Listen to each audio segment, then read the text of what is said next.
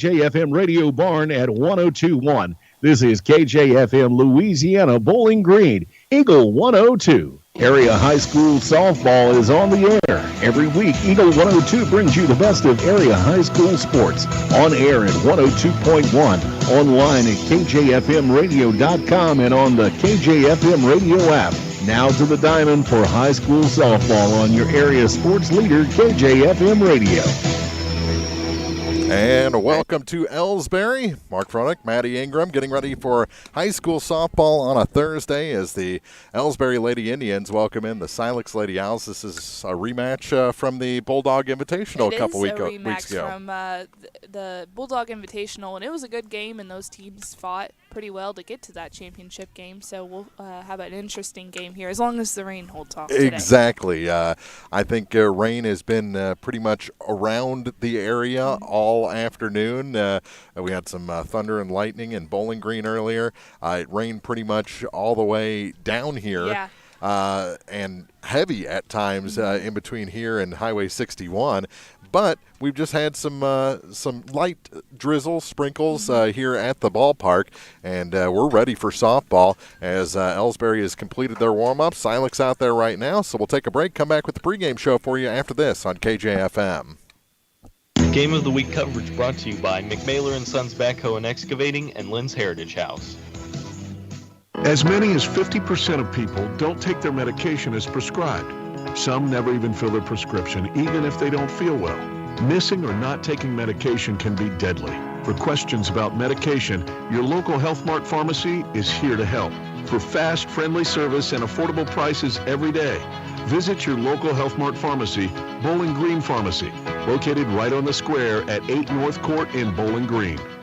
Bank of Louisiana ensures their customers are always in the know when it comes to their banking. Bank of Louisiana's top-of-the-line mobile banking service allows you to check account balances, review your account history, transfer funds. Plus, you can pay your bills all on one app. Call Bank of Louisiana for more information or visit bola.cc. Your car, your stuff, your savings. Combine your auto and renter's insurance with a call to State Farm Insurance agent Cindy Blaylock in Louisiana, and let Cindy show you how to put life back in your life insurance. Auto, home, and life. Make your wallet happy. Here to help life go right, State Farm Insurance agent Cindy Blaylock in Louisiana. This is Tracy Brookshire with Pike County Health Department Home Health and Hospice. Did you know our agency currently offers over 30 programs and services to our communities? The Women, Infant, and Children's Program, infant through adult immunizations, car seat safety courses, diabetes counseling, and of course our amazing home health and hospice programs, just to name a few. Learn more by visiting our website at pikecountyhealth.org and see what services you and your family could benefit from. Bringing you all the action from the Eagle 102 broadcast booth. Sponsored by Family Drug in Louisiana. It's time now for the Eagle 102 pregame show, sponsored by Bowling Green Pharmacy. And welcome back to Elsberry, getting ready for the Lady Indians and the Silex Lady Owls this afternoon. And we're in the last week before district play, and let's take a look at these district brackets because they're all out now for our area teams. We'll start with the bracket that Silex is in, where they got the number 1 seed. It's the Class 1 District 8 tournament, which will be played at Silex, and also features Van Far getting an opening round bye as the 2 seed.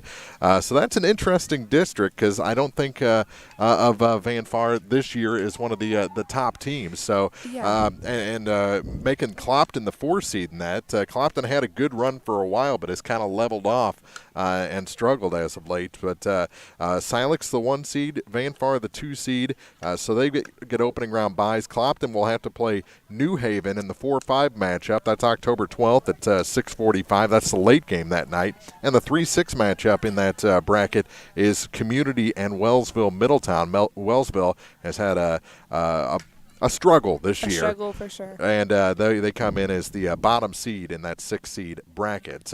Moving on to the Class 3 District 6 bracket. That's the Bowling Green bracket, and this is a terrible district. I believe 3 teams are state ranked right now. It's definitely tough. And Fulton, who has just dominated this season, isn't even the number 1 seed in that district. It's an 8-team field. Hallsville has the number 1 seed, and it'll actually be played in Fulton, so that's a little home field advantage. Hallsville and Wright City, the 1-8 matchup. That's on the 12th at 4:30. The 6 o'clock game is Centralia and Mexico. That's just weird having Mexico in a district with Bowling Green. They seem like, they're one of those big schools from one of the big cities. But they're the 4-5 matchup. Also at 4:30 on the 12th, Fulton and Moberly will do battle, and Bowling Green will have the 6 o'clock game. They have two fields working there at Fulton, and they'll have to take on Dean Street and the Winfield Lady Warriors in the opening round of districts. That's the 3-6 matchup. That's a tough matchup, especially for the first round, because we know Dean Street is going to work his athletes, and he's going to want to win. So that'll be a pretty good game, I think. Robert James, the assistant coach for Silex, said, well, Dean's probably telling his girls, we beat Silex, and Silex beat Bowling Green, so we're a shoo-in, getting their confidence up for that ball game in a 3-6 matchup.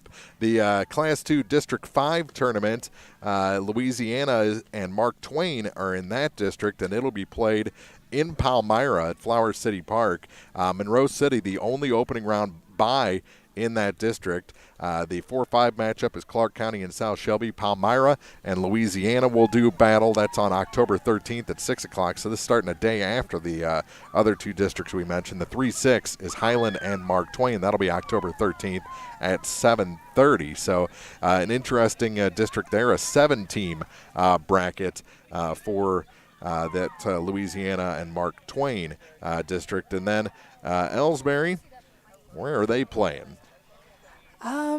I looked at their district the other day, but I can't remember where they are playing.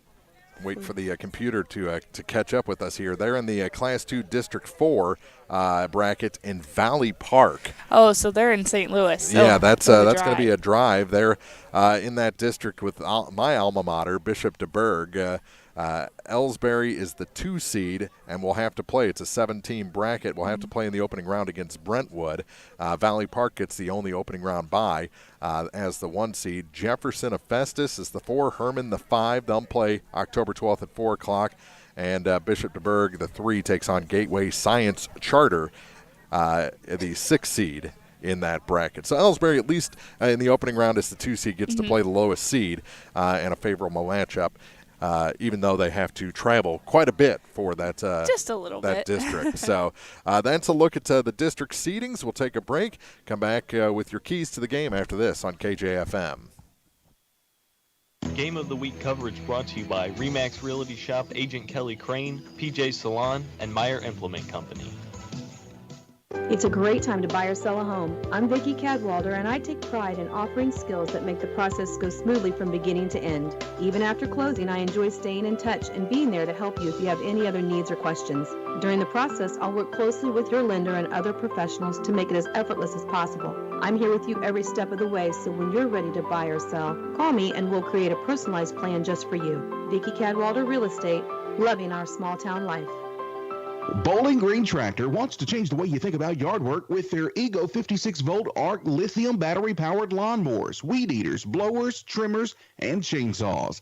At Bowling Green Tractor, you can walk in and see for yourself just how easy these products are to handle. Bowling Green Tractor, your home for Ego. Power beyond belief. As many as 50% of people don't take their medication as prescribed. Some never even fill their prescription, even if they don't feel well. Missing or not taking medication can be deadly. For questions about medication, your local Health Mart pharmacy is here to help. For fast, friendly service and affordable prices every day, visit your local Health Mart pharmacy, Bowling Green Pharmacy, located right on the square at 8 North Court in Bowling Green.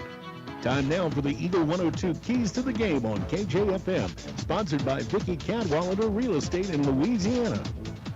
And our keys to the game for this afternoon for Silex, they can't just believe that they're better because they beat Elsberry in the championship at the Bulldog Invitational. They have to come out and reprove themselves and play mistake-free softball. Elsberry, I think it was a good game in the championship. They were right there. I think that's a a mental victory for them and some momentum coming into this ball game. Every day is a new day whenever you take the field, and every day you have a chance to beat somebody that maybe beat you. Both of these teams are pretty scrappy, and they played to the last inning, the last out. So it'll be interesting to see who comes out on top today. And that Winfield game we mentioned for Silex was their last loss. They've now reeled off 14 in a row. Yeah, 14 and are undefeated in the conference. So this is the conference matchup between these two teams. So this is a big one to decide the final rankings in the EMO conference as we're getting down to the nitty and the gritty of this 2021 season. We'll take a break, come back with your starting lineups after this on Eagle 102. Game of the Week coverage brought to you by Airco Convenience Centers, Hayden's Motorsports Center, and Silex Banking Company. Hello, this is Brittany Hinkey with Community State Bank of Missouri. Now is the perfect time to start saving for retirement. Community State Bank offers competitive rates on traditional and Roth IRAs. Unlike most investments, some contributions may be tax deductible and will grow either tax deferred or tax free. Come in and see one of our IRA representatives in Troy or Bowling Green to maximize your savings opportunities today. Community State Bank of Missouri, your hometown community bank since 1887, member FDIC. One Multi-Sports Complex in Bowling Green is your year-round indoor facility to get your softball and baseball work in. Call Courtney at 573-324-2193 or Matthew at 573-324-8282 to schedule an appointment and to inquire about memberships. One Multi-Sports Complex just off VFW Road in Bowling Green. Hey, this is Ryan with Mid-America Auto and Towing in Bowling Green, and we've got the lot looking good and ready to go. We've got something for everybody's budget. We have a constant rotation of new inventory, including cars, trucks, and SUVs. So if you're out and you're looking for a new car, come by and see me. The Mid-America Auto and Towing, just off Highway 54 in Bowling Green, is a one-stop shop. Like us on Facebook or check out our website, midamericaautoandtowing.com. As many as 50% of people don't take their medication as prescribed. Some never even fill their prescription, even if they don't feel well. Missing or not taking medication can be deadly. For questions about medication, your local Health Mart pharmacy is here to help. For fast, friendly service and affordable prices every day, visit your local Health Mart pharmacy, Bowling Green Pharmacy, located right on the square at 8 North Court in Bowling Green. The Eagle 102 starting lineups on KJFM are sponsored by Community State Bank of Missouri in Bowling Green and Troy. We started early. We're underway. 1-1 count to the leadoff hitter Taylor Howard. Then it'll be Abigail Mooney, Gwen Gilbert, and Tori Mudd. Carson Harlan, Sarah Granicke, Matt Hall, and Taya Williams. Rita Thurman rounds out the order for Silex. There's a swing and a foul tip into the glove, and the count to Howard goes to 1-2. Maddie Isom will be flexing at third base for Silex. For the Elsberry Lady Indians, it's Maya Flaster leading off, then Talbot, Kelsey Flaster. That would be Katie Talbot. And this one grounded through the hole and into short left field. Past the diving shortstop Peyton Robinson in a leadoff hit for Taylor Howard. A good effort by Robinson, but Taylor Howard, she's been on a tear. She was a hitting machine last week, and she carries it over to this week. So the Elsberry lineup, Maya Flaster, Katie Talbot, Kelsey Flaster, Mackenzie Gladney, Peyton Robinson, Anna Talbot, Ashlyn Javot, Abby Jenkins, Taylor Mooney is the DP, and flexing in the circle will be Addison Steele, and now they'll bring out a courtesy runner for the pitcher, and that'll be number 24, Kenzie James. So Robert's daughter getting into the game early here for Silex. Set the defense for Elsberry.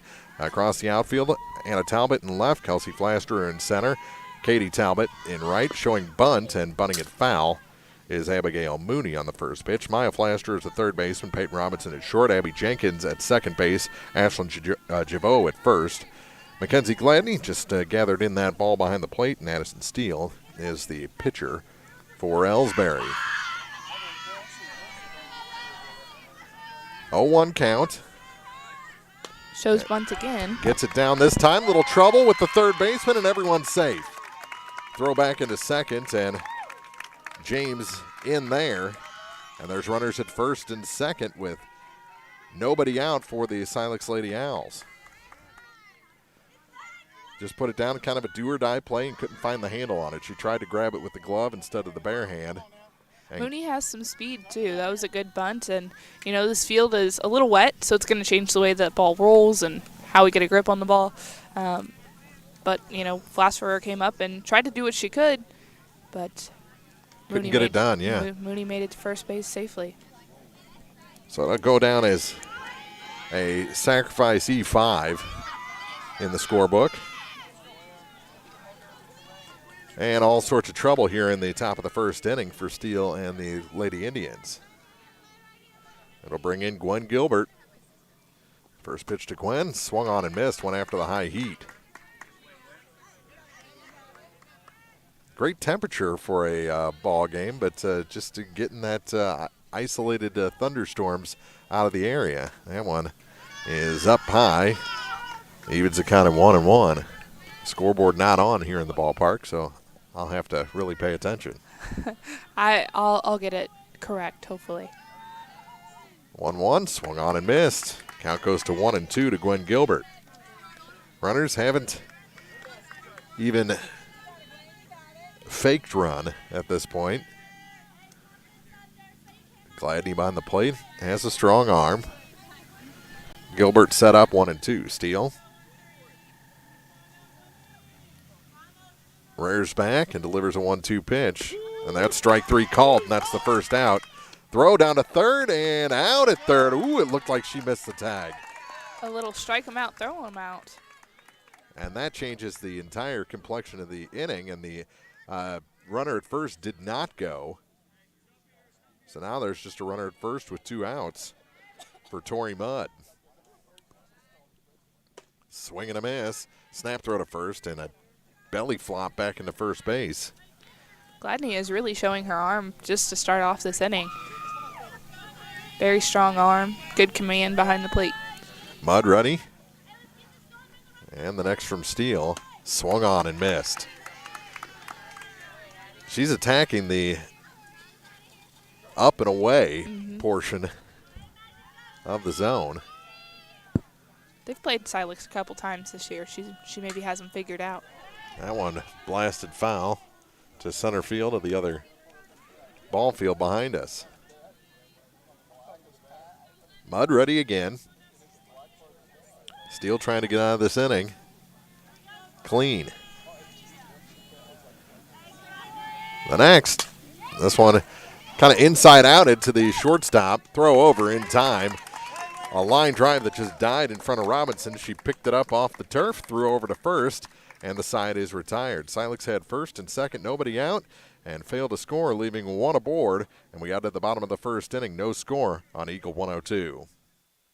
Game of the Week coverage brought to you by Remax Realty Shop owner-broker Alicia Koenig, Orff Construction Company, and Hobson, Louisiana.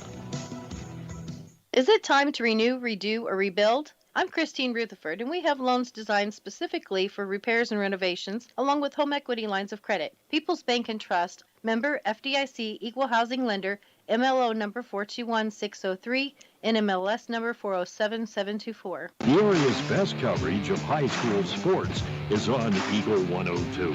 Brought to you by Pike County Health Department, Home Health and Hospice, and All Parts. Set the defense for Silex. Taya Williams is in left. Gwen Gilbert in center. Maddie Hall is in right. Maddie Isom's at third base. And Abigail Mooney at short. Rita Thurman is the second baseman. And Carson Harlan over at first. Sarah Granicke behind the plate. And Taylor Howard in the circle for the Silex Lady Owls. Interesting top of the first. Silex got the leadoff hit. And then brought in a courtesy runner. A sacrifice bunt turned into an error, so there's runners at first and second, nobody out.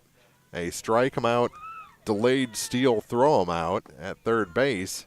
The runner at first did not go, so now 2 outs and just a runner at first, and they get a little looping liner and throw out the runner to get out of the inning clean. They had opportunity to put one on in that inning, and Elsberry did a great job defensively to contain Silex, at least for the first inning. Levi Yasna is the third base coach and head coach. Carrie Kochdow is in the first base coaching box. And the leadoff batter is Maya Flaster, and she takes a strike. Where's number 15? Bats from the left side. We don't get many lefties. I think she's a left-handed slap hitter. I think she was wearing a right-handed glove when she was out there, and she slaps it up the middle for a base hit. Short center, and a leadoff batter aboard for Elsberry.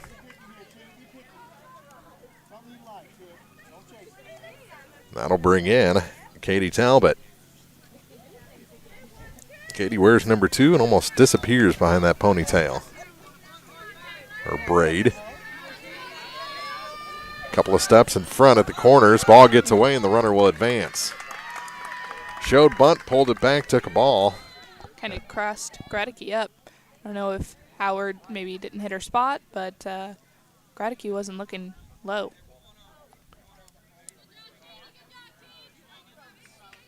So now a runner in scoring position with nobody out, much like Silex had in the top half of the inning, and that one is a strike called. Or did he call that a ball? He called it a ball. Must have been a little high. Good pitch, though. Yeah, it was. Good idea. I think we're a little below field level, so maybe it looked a little high, or lower than it was. There's a strike called. Throw down to second, and back in safely is Flaster. The catcher's arms are out today. Yeah, they are. Aggressive. Both of these catchers are fantastic athletes, and that one's fouled back right over our heads. Off the screen for strike 2. I enjoy those little snap throws to first or third. I mean, even that pick to try to get the girl at second, that's fun. Mm-hmm. As long as it goes well. That one outside, the count full. Off speed from Howard. Talbot tried to get her to chase that one. Wouldn't do it. And that one is strike 3 called. Got her on the 3-2 pitch, and that's the first out. Got a big out with the runner in scoring position. Brings in Kelsey Flaster, who also will hit from the left-hand side. Levi throwing stuff around. That was some sort of piece of equipment he just tossed back to the dugout.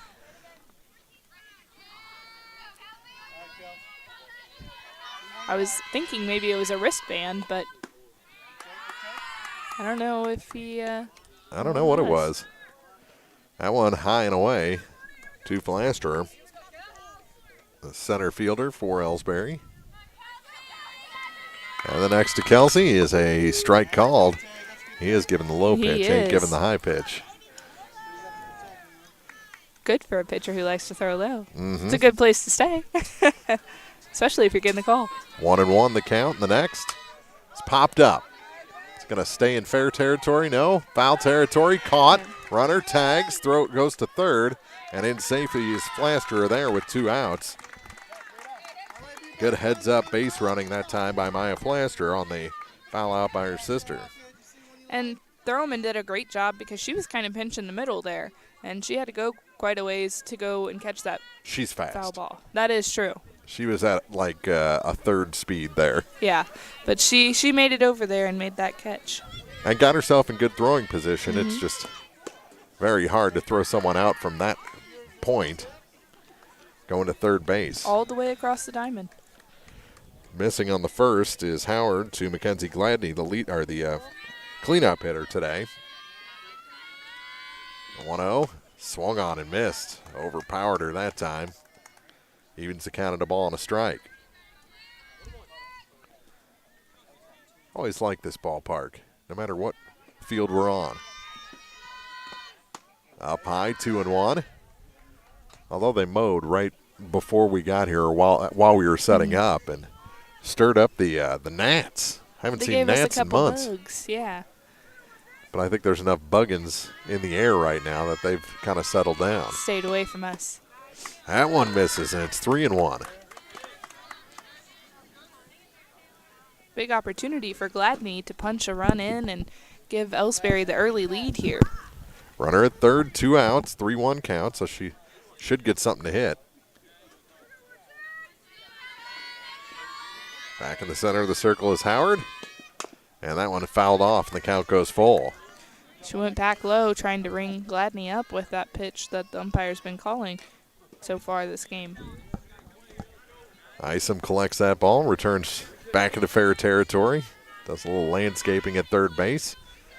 Now we're ready for a 3-2 pitch. Howard has her sign from the dugout. Winds and fires. That one blasted foul over the Silex dugout on the third base side, and we'll do it again.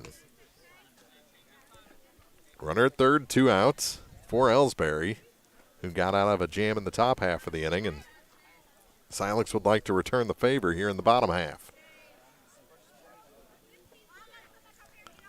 Having a little trouble getting the signs out to the circle. Our Silex, now a 3-2 pitch, and that one is in the dirt. There's runners at the corners with 2 down. Great at bat from Gladney. She really worked it.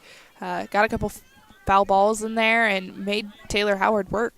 Taylor Howard didn't want to let that run come across the plate, and sometimes that ends in being a little bit too fine and trying a little too hard to throw a strike.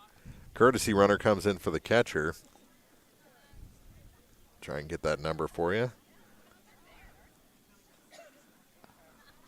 Although I don't have the numbers on my roster, I'd have to go to the scorecard for that lineup card. Number 3 or 5? Yeah, I think it's a 5. She wouldn't stand still. Ella Barber. There you go. Freshman, Ella Barber. And there's a strike to even the count of 1-1 to Peyton Robinson. She didn't like the call. Robinson, the shortstop. Strong arm from that shortstop position. 1-1, swung on and missed. Count goes to 1-2. Runners at the corners, 2 outs.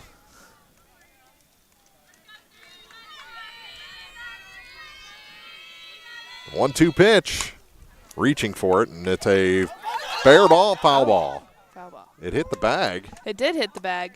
Now, did it hit the safety base, though, or the white bag? It hit the white bag is what it looked like from here. I'm guessing they're saying Harlan touched it first. Whenever it was in foul territory. Yeah, got a piece of it. So it's still 1-2. And the next, low, and the count even at 2 balls and 2 strikes. Everyone a little confused about that, but I think Harlan did get a piece of it. It looked like it had a little bit of change in direction.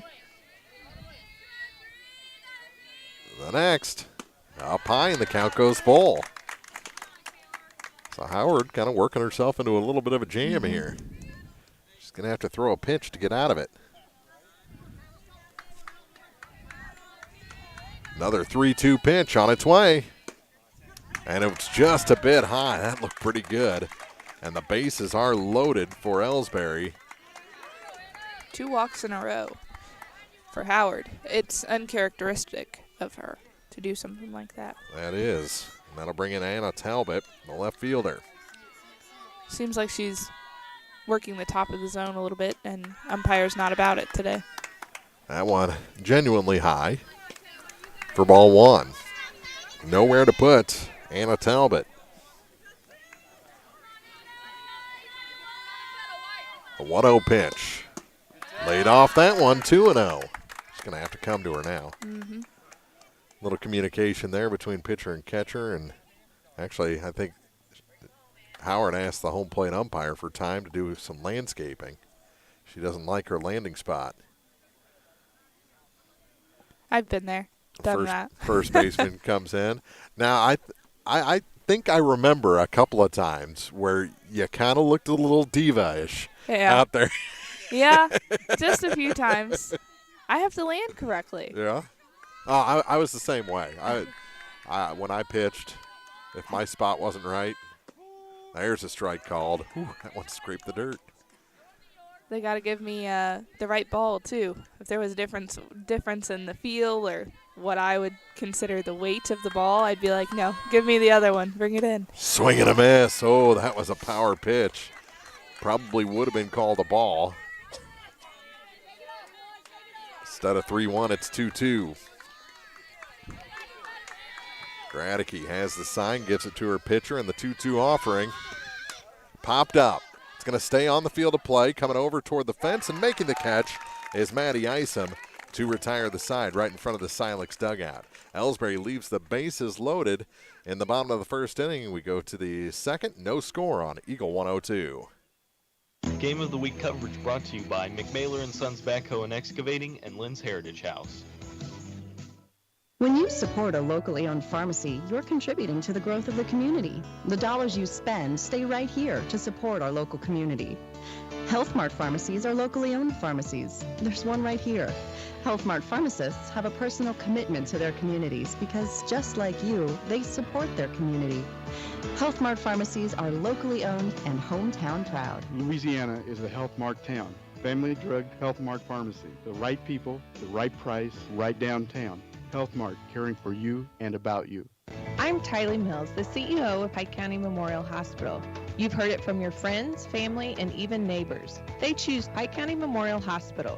Quality care from quality people. Pike County Memorial Hospital. Hear all the action from the Eagle 102 broadcast booth. Sponsored by Family Drug in Louisiana. Top of the second we go. Carson Harlan to lead things off. And she takes a strike called. And she looks down to Coach Rebecca Prowley in the third base box. Says that's a strike today. No one in the first base box. Robert James was late, and this one grounded through the shortstop Robinson into short left field. A leadoff hit for the second inning in a row for Silex. Same place as the Howard hit. So Silex right back to work. 2 innings in a row, 5-6 hole to start the inning. Mm-hmm. And that'll bring in Sarah Gradicke. And we'll see what they want to do with the catcher up. She's got some pop from the number 6 position. First pitch to her is fouled back as she went up there hacking. Yeah, when she gets a hold of it, she usually hits it pretty hard and finds a hole. Carson Harlan not a threat to run at first base unless the ball goes through the catcher, which not too many do against Gladney. 0-1 showing bunt this time, gets it down to the third baseman. Flaster up with it. Sacrifice is good as the out's made at first base. Harlan to second for the first out of the inning. But she did her job. It's called a sacrifice for a reason, and Gradicke moved her over. Runner in scoring position now. One out for Maddie Hall. She'll bat from the left-hand side. And the first pitch she sees is a strike called right on the corner. That's a nice pitch. 0-1. The next from Addison Steele is low to even the count at a ball and a strike. Steele hasn't had a problem finding the strike zone today. Been around it pretty well both innings. Way up high that time. And the count goes to 2 balls and a strike. On deck is Taya Williams. Swing and a miss. Hall dropped down that time and couldn't find that low outside pitch. Hall back in. Steele rocks back. And a swing and a miss and a strikeout for the second out of the inning. Now to bring in Williams with a runner in scoring position, but 2 down.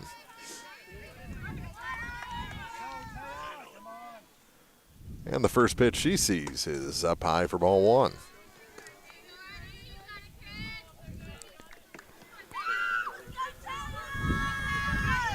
Rocking back is Steele. Now she delivers, and that's a strike called. Williams hasn't seen a whole bunch of time at the plate over the last few games. She's been a pinch runner for Taylor Howard.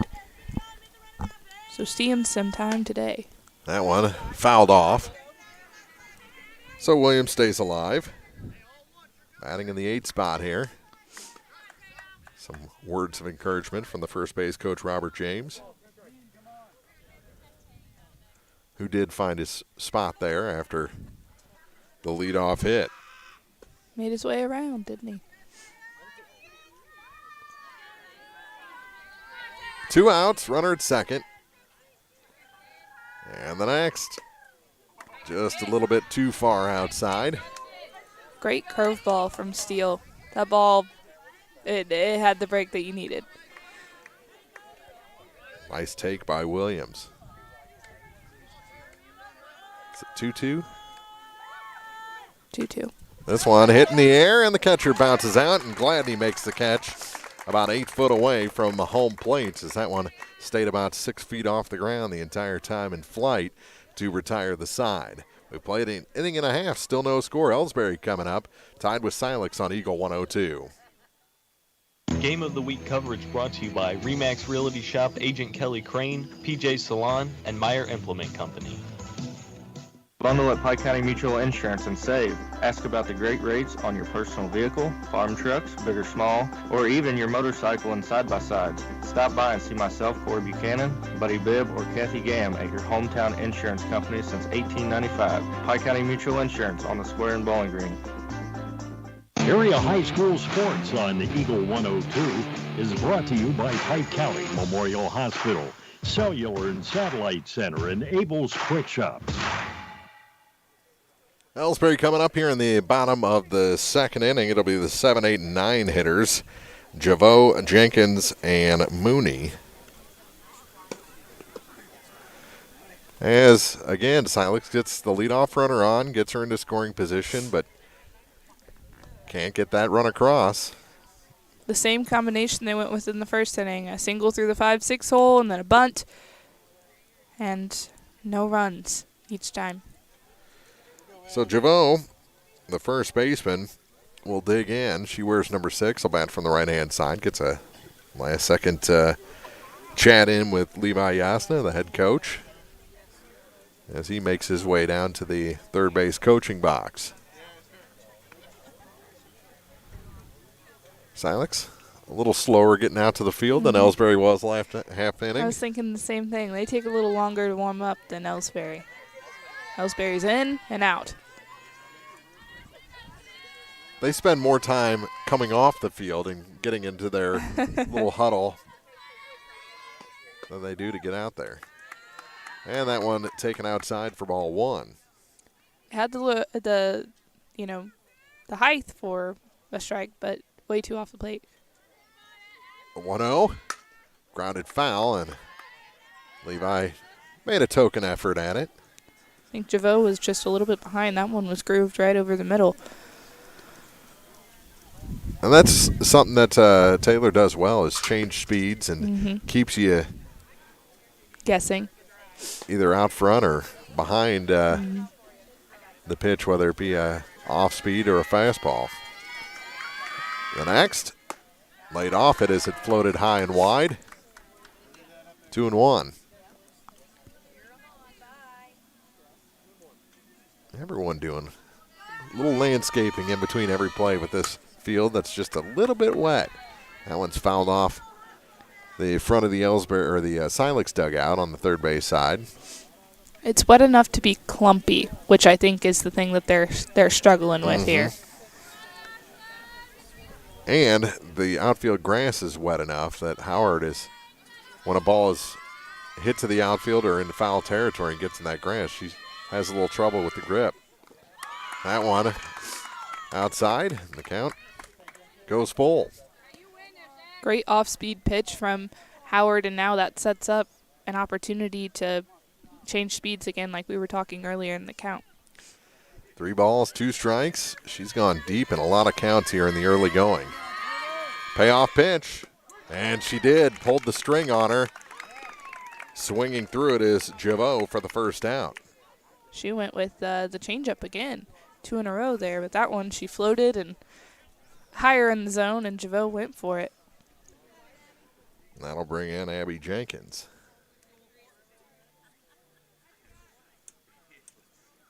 Coach Levi Yasna had a flex player listed on his lineup card, but must have made a last-second change because Steele is in the on-deck circle. But right now it's Abby Jenkins. Howard asks again what the sign is. Now she's ready. Bears back and delivers. That one misses low.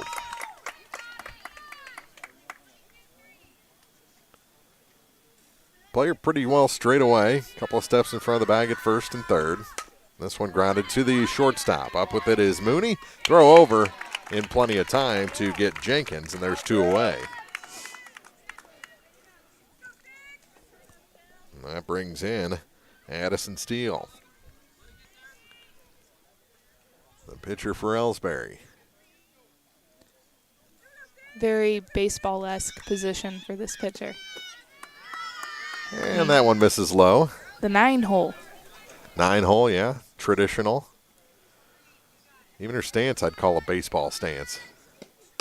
This one popped up near the line, moving over, and Thurman has to go off her glove. It is a fair ball. Going into second is Steele, and she'll stop there. We'll call it a double, as Rita had to go a long way for it. It's kind of in no man's land. It was good placement for Steele, and she's not slow by any means. She quickly made her way to second base. Back to the top of the order now for Maya Flaster. She was stranded at third in that bases loaded bottom of the first inning, and they'll bring in a courtesy runner. She had her, at her last at-bat, she had a single up the middle. One of the first pitches of the game from Howard. That'll bring in, is it Jillian Riller? Yes, it is. Number 4 for the Lady Indians. And the pitch is low to Maya Flaster. She hit it up the middle for a base hit to lead off the game for Elsberry.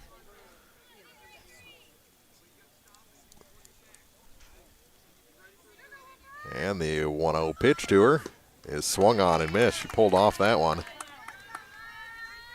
Stepped toward first, and the ball was in the outside batter's box. 1-1 the count. The next, this one grounded to the first baseman. Carson Harlan up with it, steps on the bag, and the side is retired. Elsberry leaves a runner in scoring position. We're still tied after 2 full innings. Silex coming up on KJFM. Game of the Week coverage brought to you by Airco Convenience Centers, Hayden's Motorsports Center, and Silex Banking Company. The Mercantile Bank of Louisiana is introducing Merc BK Mobile with the ability to take a picture of your check and deposit it into your Mercantile Bank account. You'll never have to worry about getting to the bank. Find more information by visiting mercbk.com. The Mercantile Bank, located on the corner of 3rd and Georgia Streets in downtown Louisiana. Member FDIC. Ingram Plumbing has always been known for its outstanding plumbing service, but did you know that Ingram's is also the largest retail plumbing supply store in the area? We carry Delta faucets, a complete line of Whirlpool tubs and showers, jacuzzi pumps, and many other specialty items. Stop by Ingram Plumbing today, Highway 61, Bowling Green. Bringing you all the action from the Eagle 102 broadcast booth, sponsored by Family Drug in Louisiana. Into the 3rd inning here, no score at Elsberry. Silex coming to bat, and it'll be Rita Thurman to lead things off. Is it Rita Thurman? Yeah, it is. Rita. The 1 didn't look like a 1. I'm like, that looks like Rita, but it didn't look like a 1 on her jersey. Are you Rita or not? So Rita leads things off in the number 9 spot against Addison Steele, and pulls back a bunt attempt. If she gets it down, she's there. Yeah. Very tough to get her out. You have to field that ball perfectly. She's quick, and she's a smart base runner. A little slap there toward the foot of her head coach.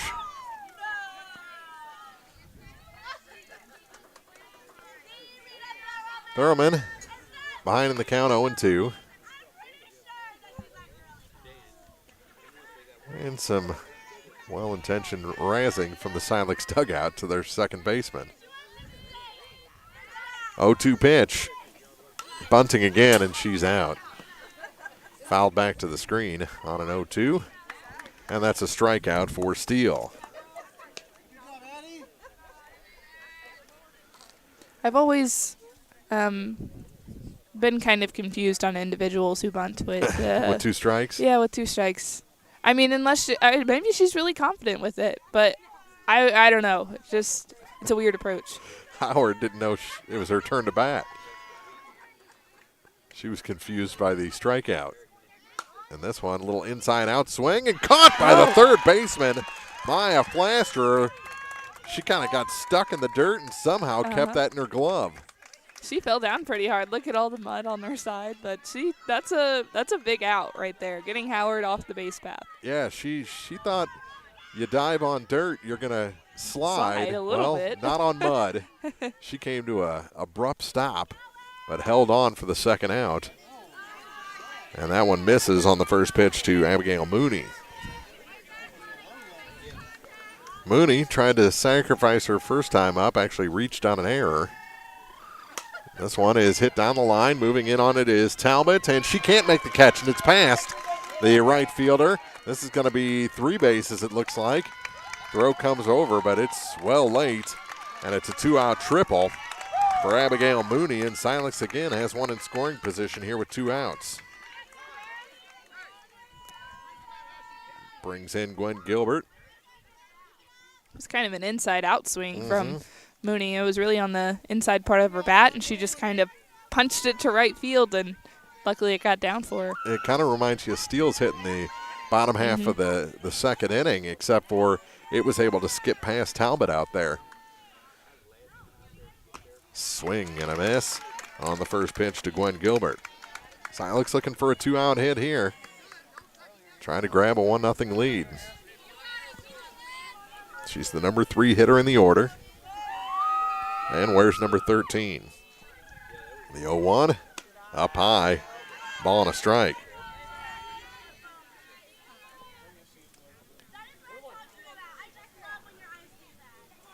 Nothing here, top of the third. The 1-1 pitch, called a strike. Gilbert was rocking back. She was kind of hanging over the plate. Kind of caught her off guard there. I think she was thinking outside. It came in on the hands. Called a strike, and it's 1-2. So Steele a strike away from getting out of this inning. That's not the pitch. Outside, 2-2. Gilbert laid off. Can't be too cautious with the 3-hole and with someone on third base. The 2-2 pitch. Swing and a miss.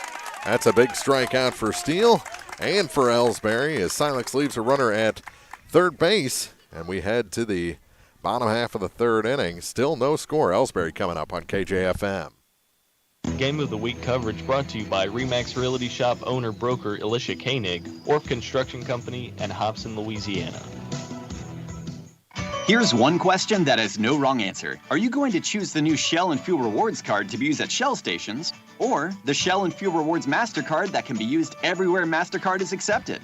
With both, you save 10 cents per gallon up to 20 gallons every time you fill up. And you also earn 10% rebates on your first $1,200 in non-fuel purchases per year at Shell stations. See? You can't go wrong with either. Visit www.shell.us/getrewards and apply today. At participating Shell stations only. Terms and conditions apply. Follow area high school sports on KJFM Radio, brought to you by Young Enterprises, Family Drug, and Brown Smokehouse Meats. I just got hit by a bunch of dirt. Actually, looks like it knocked out the cameras on our YouTube channel momentarily. We'll fix that in a minute as we get ready for this bottom of the third inning for Elsberry. It's going to be the 2, 3, and 4 hitters. Is that one off the screen also? No score. Both teams have had their opportunities, however.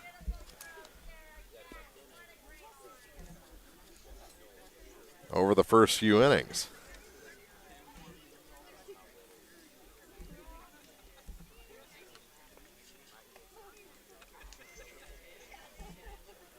This ball game still scoreless. As we start inning number 3, a little delay as those couple of wild pitches during the warm-ups.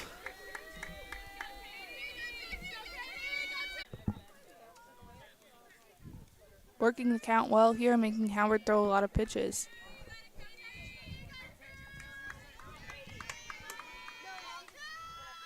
Two balls, 2 strikes.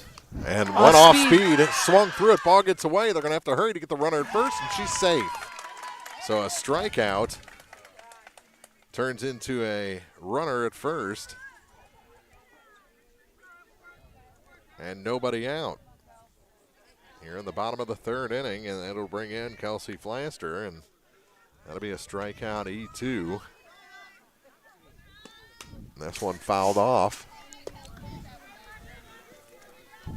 for the first strike to Kelsey. Ball gets away and into the outfield, but it's a dead ball because of the foul. Kelsey fouled out to Rita Thurman, her last step out. It was a little fly ball that was by Elsberry's dugout over there, and Rita made her way to make the catch. Just held up in the air long enough for Rita to get over, make the catch. Runner tagged. That was Maya going from second to third on that play, but she was stranded along with two others in that bottom of the first inning. Here comes another, and this one's fouled off toward the on-deck circle. Harlan will pick it up, give it back to her pitcher. Runner has to stay at first. And on her hands, she kind of rolled over it a little bit. But they're making Taylor Howard throw a lot of pitches this afternoon. That's your goal as an offense. Make the pitcher throw a lot of pitches, and at times that knocks them out of the game. Here's another. That one goes back to the screen. Runner will advance. I still flinched. It wasn't like oh, this is going to hit me. I just kind of casually turned my head as if the fence was going to give in. I've only had one incident. This one's lifted out into left field. Moving over on it is Williams. She makes the catch near the foul line, and the runner will have to stay at second. Big out. And really, she didn't miss by much on that one, did Mackenzie Gladney. That could have been dangerous had it been hit just a little bit harder.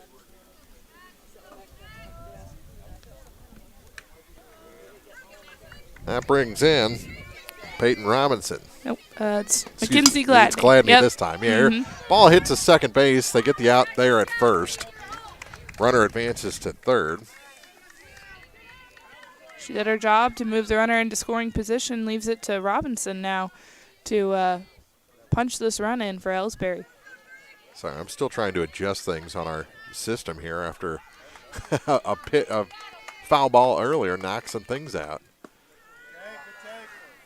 That one's low on the first pitch to Robinson. Robinson walked her last at bat. She worked it. The count and made Taylor Howard throw quite a few pitches. Kind of the same situation here.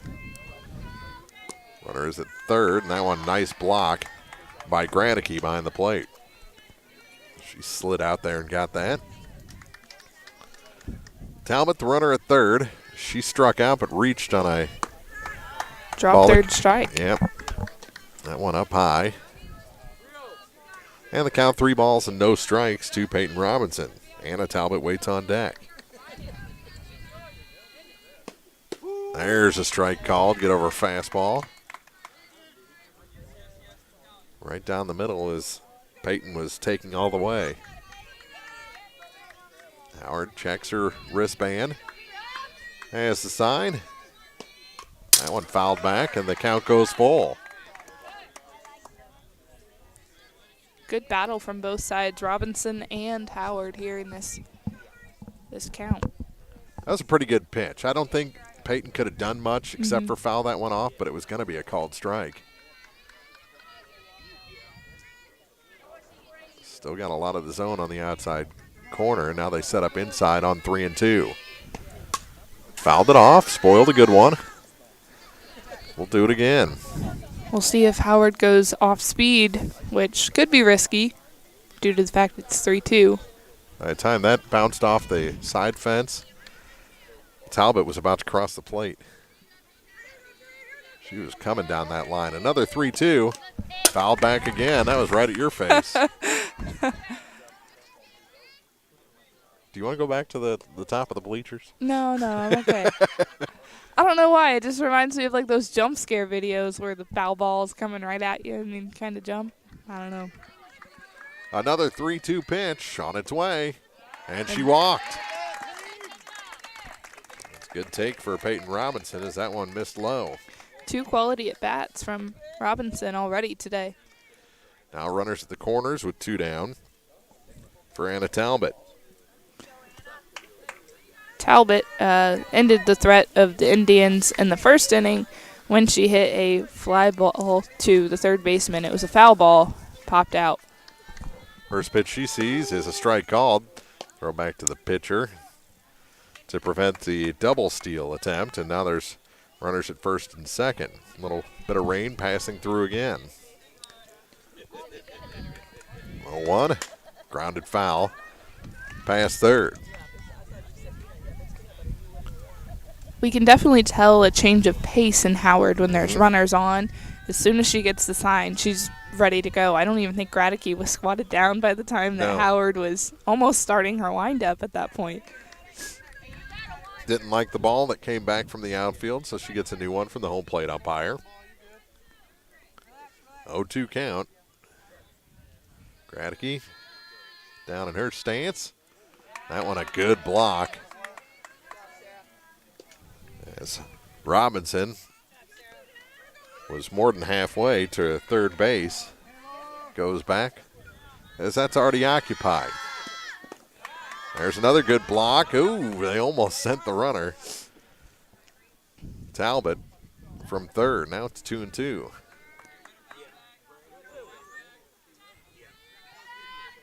Howard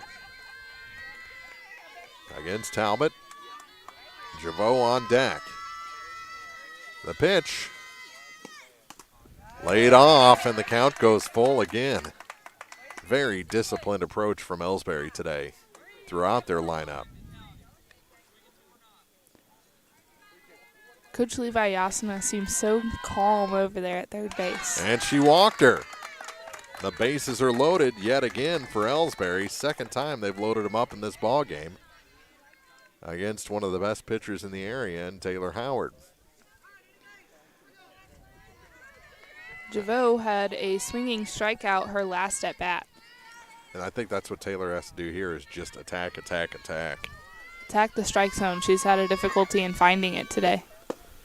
That one low. Snap throw back to third. Isom was in front of the bag.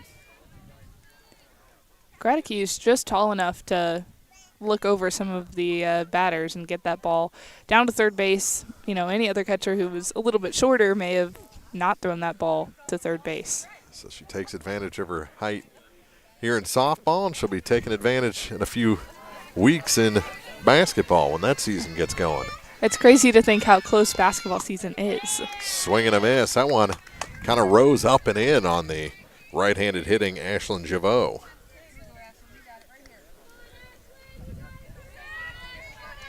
Howard ready. Javot wasn't in the box. Now she rears back and fires. Strike called. She knew what she wanted to throw and wanted to throw it. Mm-hmm. She wants out of this inning. Uh-huh. Takes a little walk to the back of the circle. Now back on top. The 0-2 fouled off on the first base side. It's probably the best swing Javot's had in this ball game. Mm-hmm. That ball had just started to cut right after it went past the first baseline. And again, Howard wants a different ball. I think there's only 2 of them in there. The next to Javot popped up out of play behind home plate. Up and over the backstop. And it's still a 2-strike count. Base is loaded, 2 down. Couple of walks in the inning, a drop third strike, and the bases are loaded. The next to Javot. Hit her, and it's 1-0 Elsberry. Javot hit by the pitch. In to score is Katie Talbot. It's 1-0 Elsberry here in the bottom of the third. And the bases are still loaded. Had her set up and hit her. And now out of the dugout comes Rebecca Prowley. As they talk about it in the circle, we'll take a break. We're in the bottom of the third inning. Elsberry with the bases loaded, 2 outs, and a 1-0 lead over Silex on Eagle 102. Game of the Week coverage brought to you by McMailer & Sons Backhoe and Excavating and Lynn's Heritage House. Farmers, the crew at Mike's Tire and Service Center is here to serve you. They know the hours you put in, which makes it difficult to get that equipment in for service. Therefore, they offer on-the-farm tire repair. Hi, folks. My name is Cody Kirkendall, Mike's Tire and Service Center, located on Business Highway 61 in Bowling Green. High school sports on your area sports leader, Eagle 102, is brought to you by Bowling Green Tractor, Vicky Cadwalder Real Estate, and Ingram Plumbing. So what's going on in this conversation in the center of the circle right now? The conversation is you have 2 outs. Let your defense work because she's really relying on herself to try to get the outs here. She's got to rely on her defense and trust them. So putting too much pressure on herself in the center of the circle. Mm-hmm. Howard looks to the dugout for a sign. Abby Jenkins hit a ground ball to shortstop for the out, her last at bat. And the first pitch she sees this time is a strike called. Just like that, she throws a strike to get ahead of the number 8 hitter. 1-0 Elsberry on a bases loaded hit by pitch. Ooh, where was that one? Throw down to third and back in safely with the head first slide is Peyton Robinson. Gradicke does a very good job with that snap throw. It's really easy in a tense situation like this to throw that ball away. The 1-1, there's a strike. That one came back across the center of the plate. And it's a 1-2 count to Jenkins. Steele, the pitcher, waiting on deck.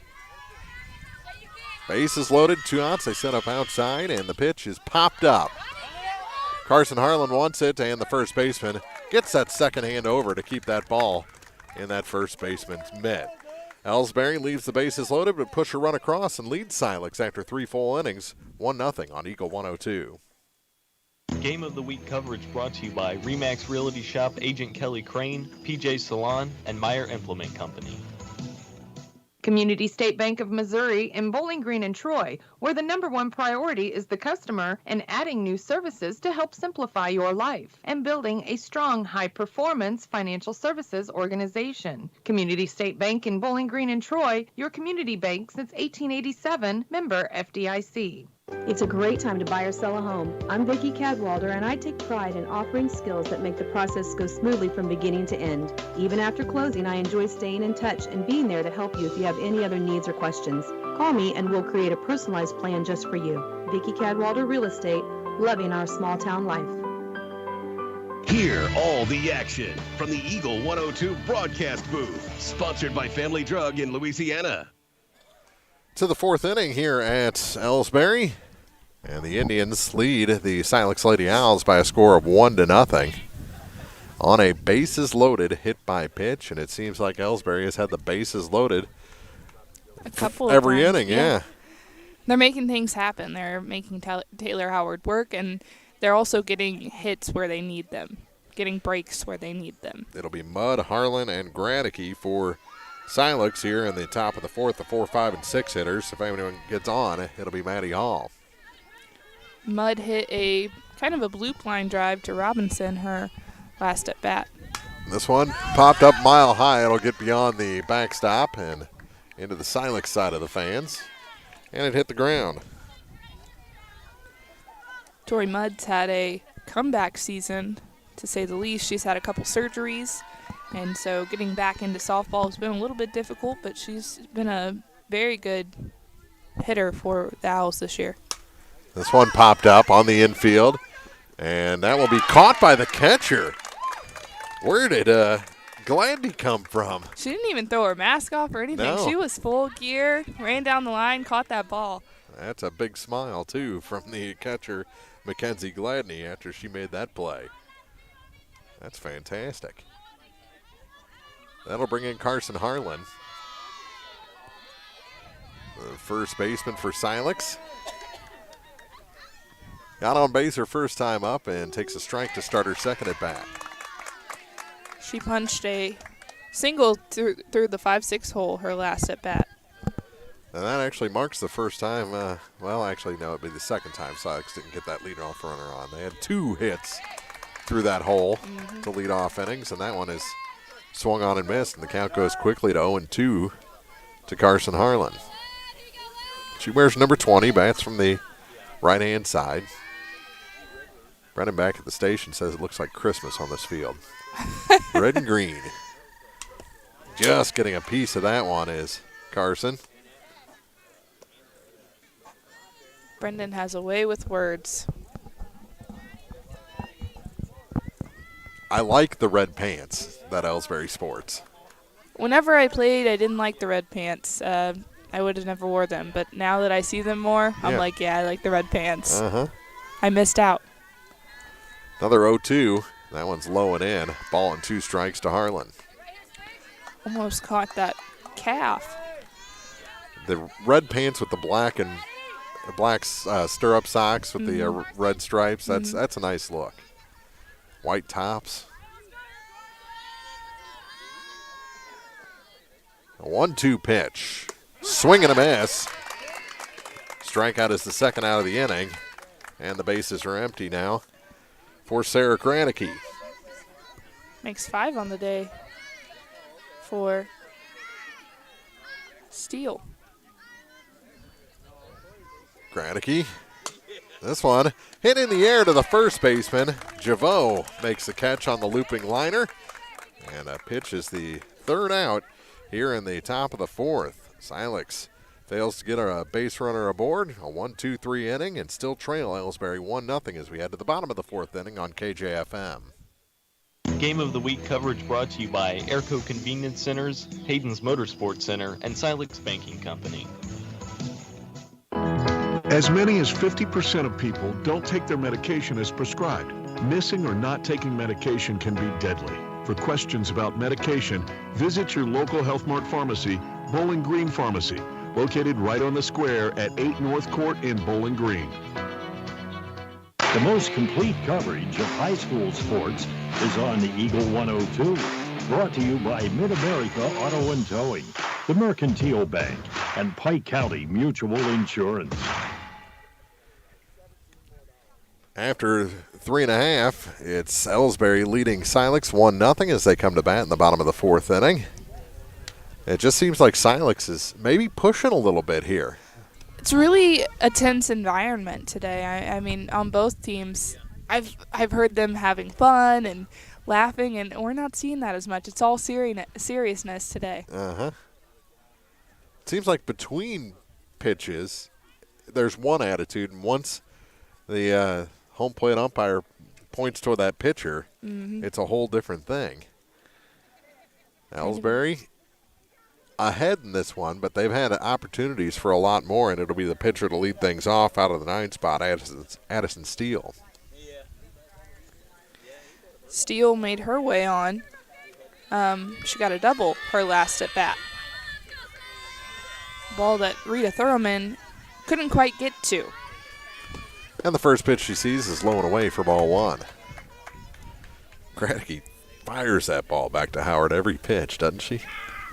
Consistent with it. She's got her throw down. The 1-0. Low, 2 balls and no strikes.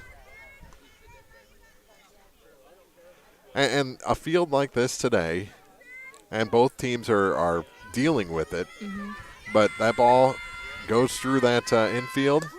There's a strike called. It gets in the stitches on that ball, and it's just a different feel. And then you get the ball into the grass, and it creates a whole new feel. And this one's popped up on the infield. Pitcher goes back, and making the catch is Howard for the first out. You add a little frustration to that mix. Oh, it's a completely different feel. Seen a lot of balls like that hit today. Just off the end of the bat, kind of cue ball shots. Not quite getting all of it. Not barreling up. This one barreled up into center field, but moving in and making the catch is Gwen Gilbert. Near shoestrings for the second out. Nice hit and a nice running catch out there and centered by Gilbert. called it. I said they're not barreling up either side. Bring in Talbot, who she's the one that struck out last inning but made it to first and ended up scoring the game's only run and takes a ball. Looked like a pretty good pitch on the corner. Talbot, quick, smart base runner. The 1-0. 2-0 is that one low and away. Kelsey Flaster on deck. 2 outs and the base is empty. Silex looking for their first 1-2-3 inning. Off the corner again, 3-0. Not a bad spot. No, they definitely have their scouting report on Katie Talbot. But like the rest of the Lady Indians, she's been disciplined today. They set up inside on 3-0. There's a strike. As even that one was going across the plate as it went through the zone toward the outside corner. 3-1. Fouled off, 3-2.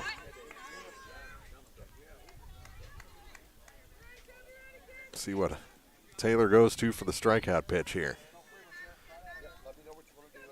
I'm going to say off speed like she did her last at bat to Talbot.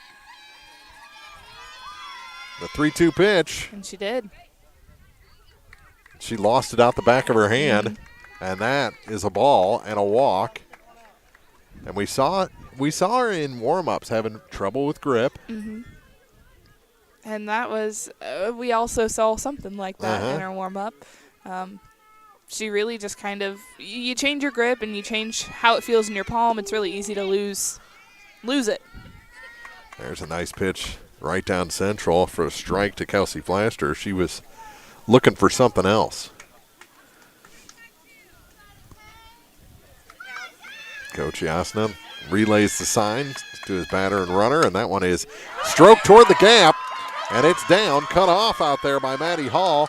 They'll get the ball back in quickly. They're going to try and score the runner all the way from first, and she's in there. Wow, what speed that time from Katie Talbot. That ball was in the infield before she rounded third and was still able to score for the second time in this ball game. 2-0 Elsberry. We'll call it a single. Going to second on the throw was Flaster and an RBI.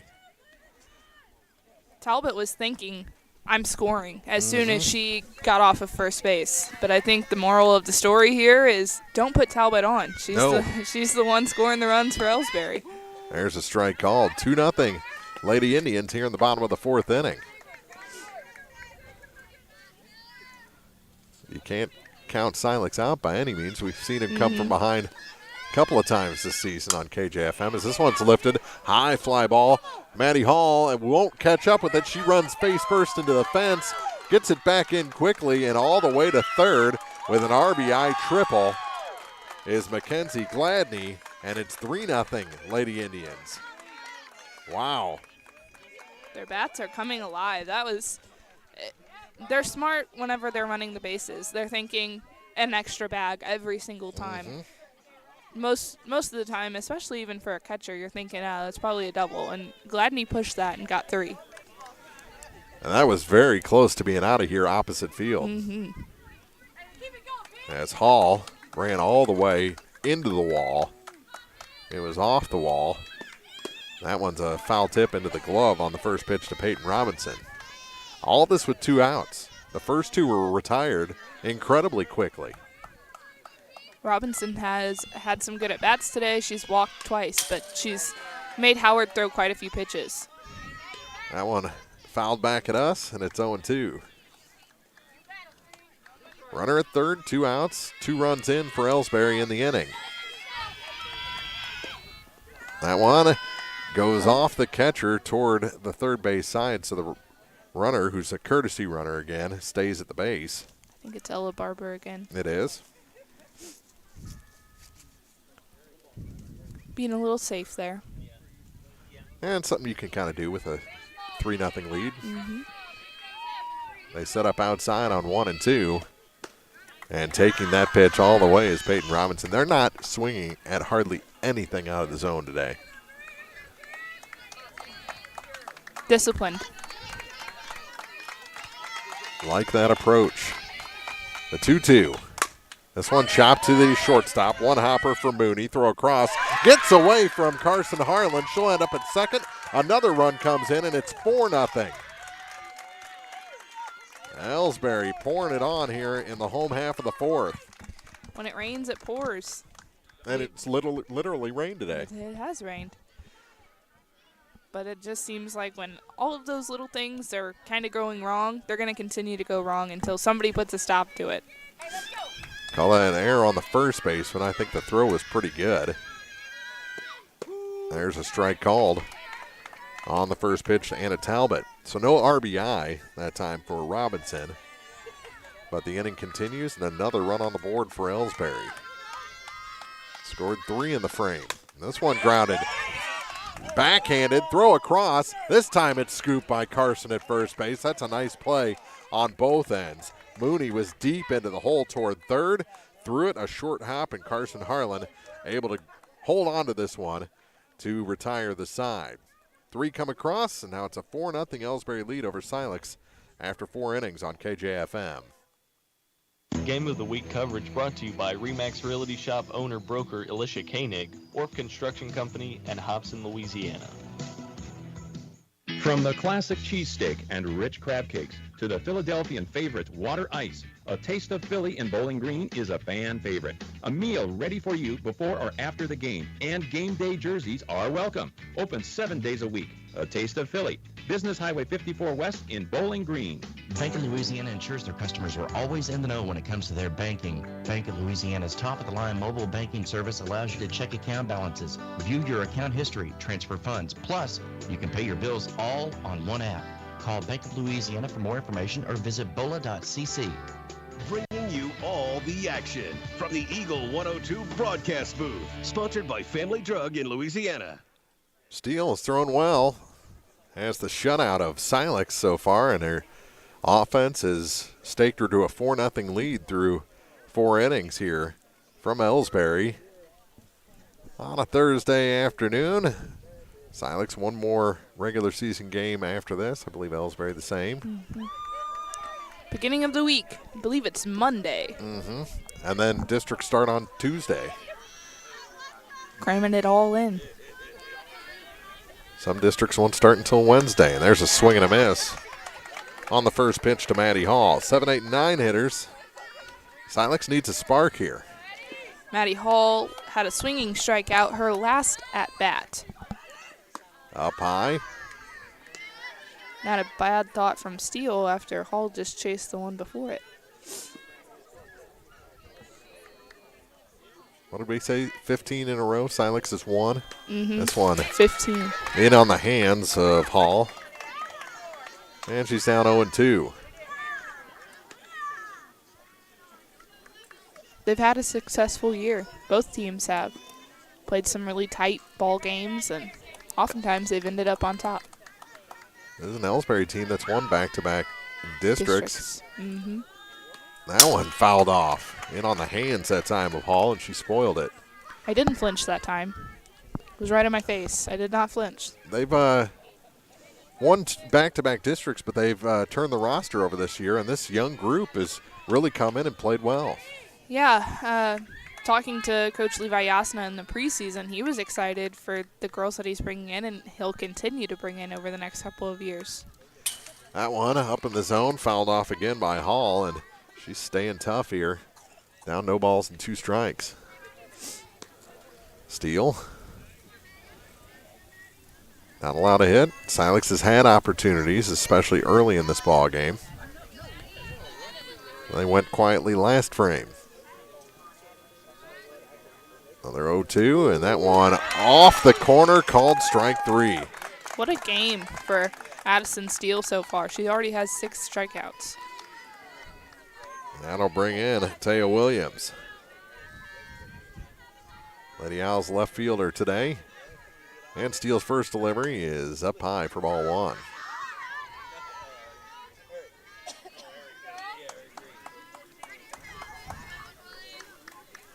No, 1 ball, no strikes.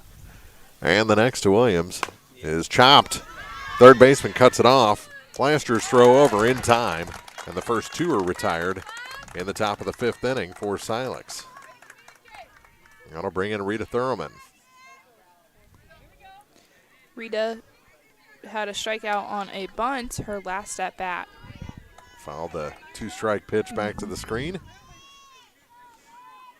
She was bunting, and then went to slapping, and then went back to bunting on 0-2. There's a strike called on the first pitch to the second baseman for Silex. Steele is consistently painting the corners and consistently throwing strikes, which has made her effective today. Fooled her on that one. And it's quickly 0-2 to the number 9 hitter. She's gotten stronger as this game has gone on, has Steele. Found her groove, falling into a rhythm.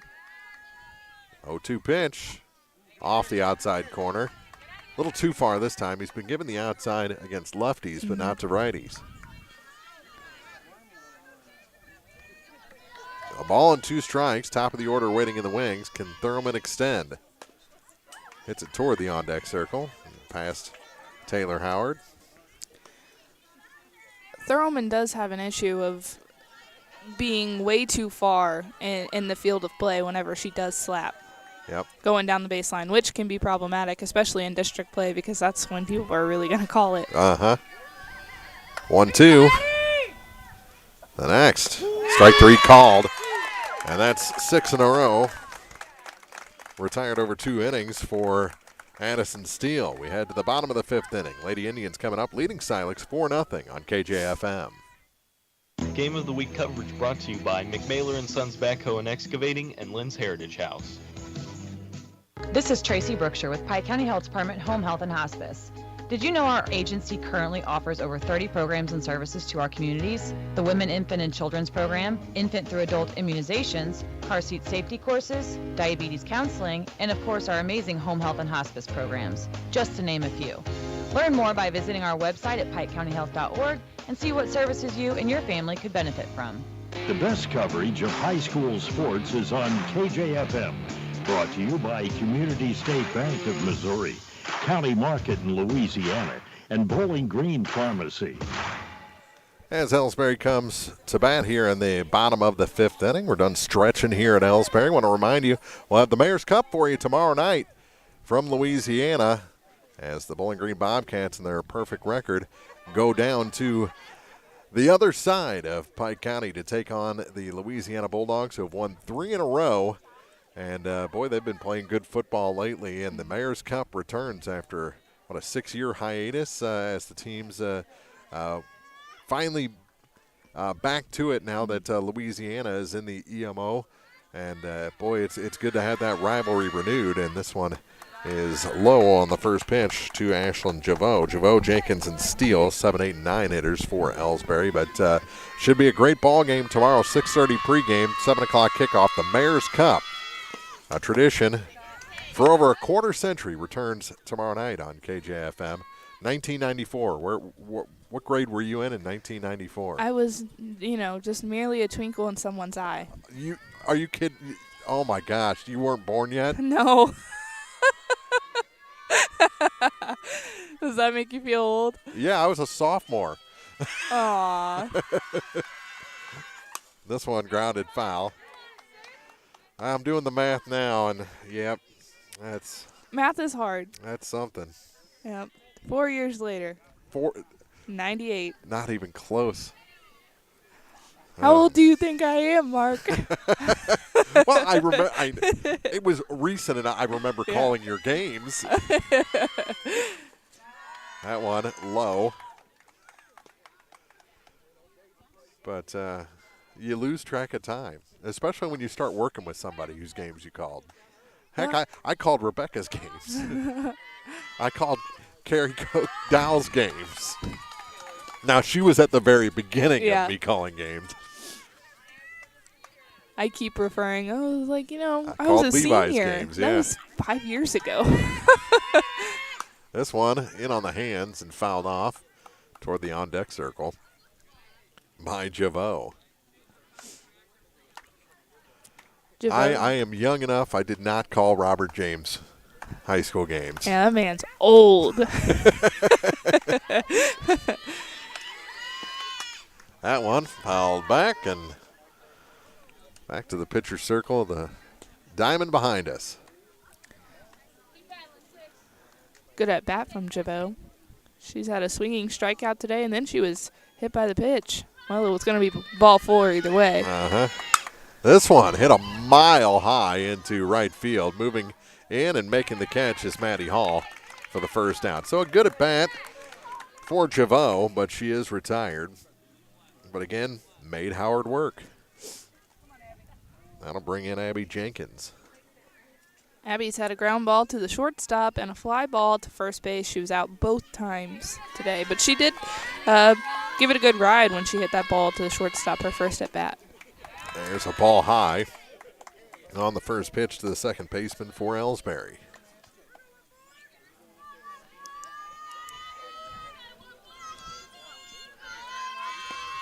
That one's in for a strike. 1-1 the count.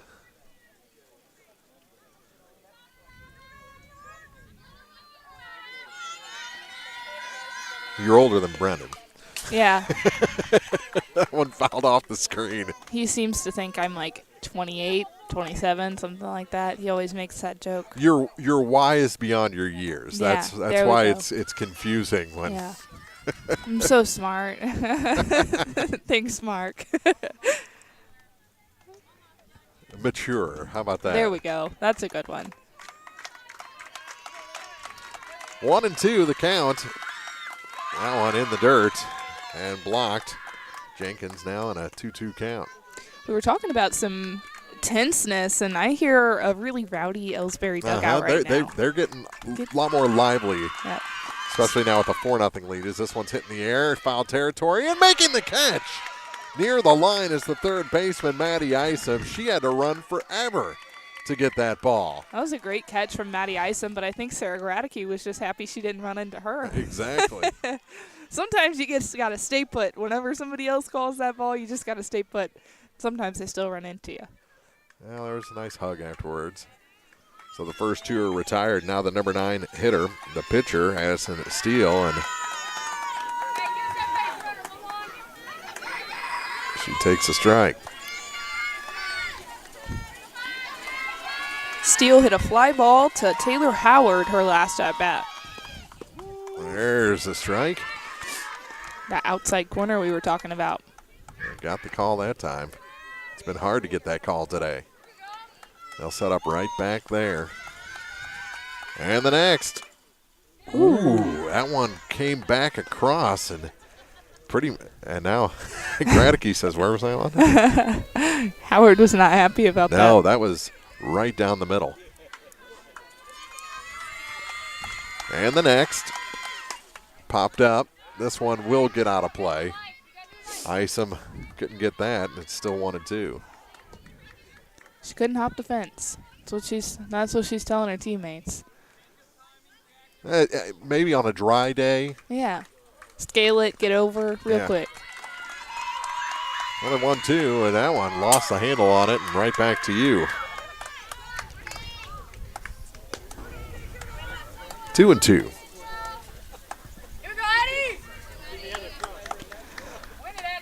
Pitcher versus pitcher battle here. The next. Fouled back again, spoiled one.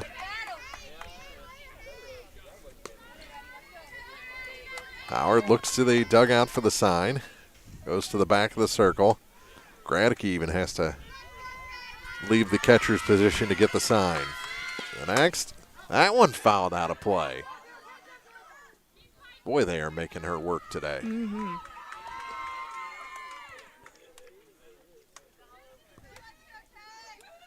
Seeing the ball well, though. Uh-huh.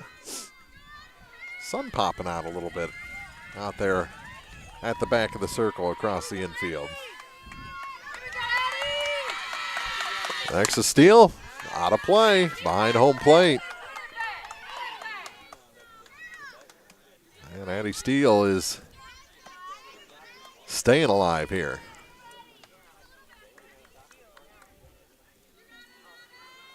Everyone checks the wristbands here. Base is empty, 2 outs. This one back up through the box and into center field for a base hit. Silex just can't get that 1-2-3 inning as Steele from the 9 position draws a 2-out hit. That was a fantastic battle from Steele. I don't know how many fly balls or foul balls she had, but that was the pitch that you're looking for. And sometimes when you're a pitcher and then you take your jab in the batter's box, you know what that kind of feels like and where a pitcher's going to go. And she was looking right down central, and that's where it was. That'll bring us back to the top of the order for Maya Flaster. A good block there on the first pitch for ball 1. Gradicke slides very well. Didn't like that ball, so Howard gets the other one. Steele on first, actually a courtesy runner, right? Yes. And that is up high. It looks 2-0. like number 4. Who do we have in there the last time? That's Reller. Okay. Reller and Barber, the only 2 subs listed on today's lineup card. And that one low. Where are we at, 3-0? 3-0. To the leadoff hitter, Maya Flaster batting with a runner at first and 2 outs. She's put the bat to the ball today. There's a strike. With the get-over fastball on 3-0.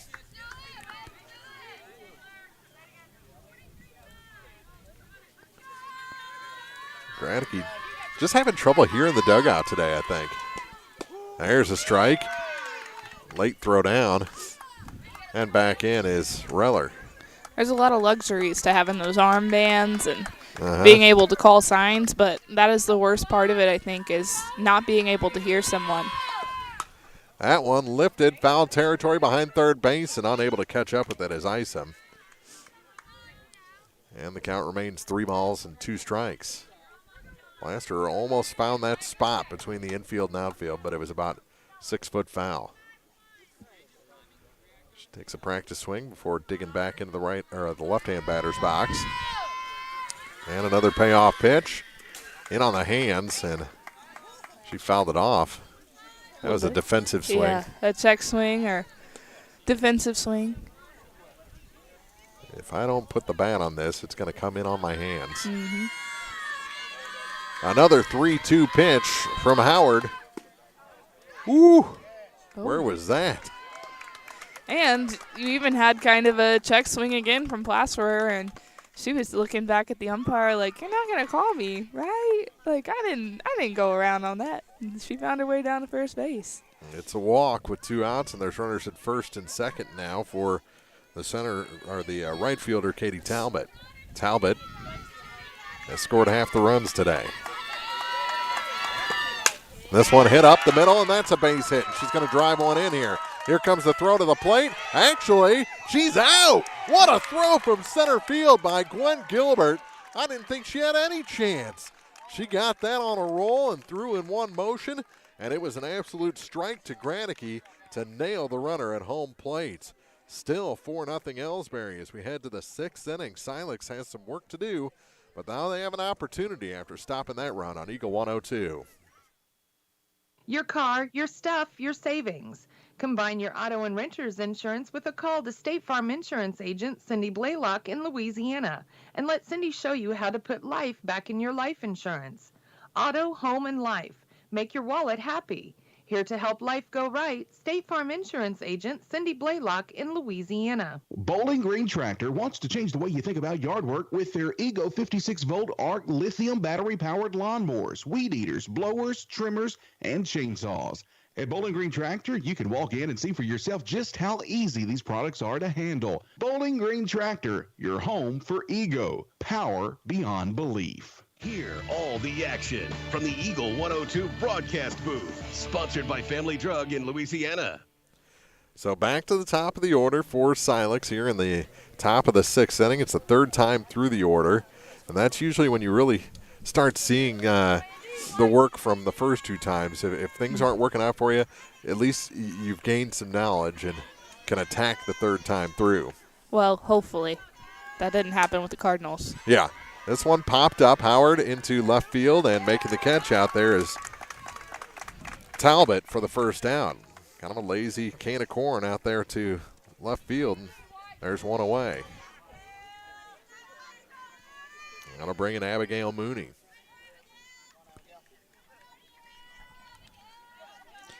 Mooney had a triple to right field her last at bat. That one out of the zone for ball one.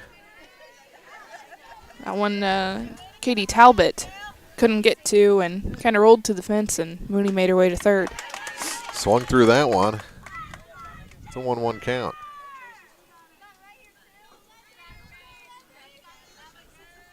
The next to Abigail.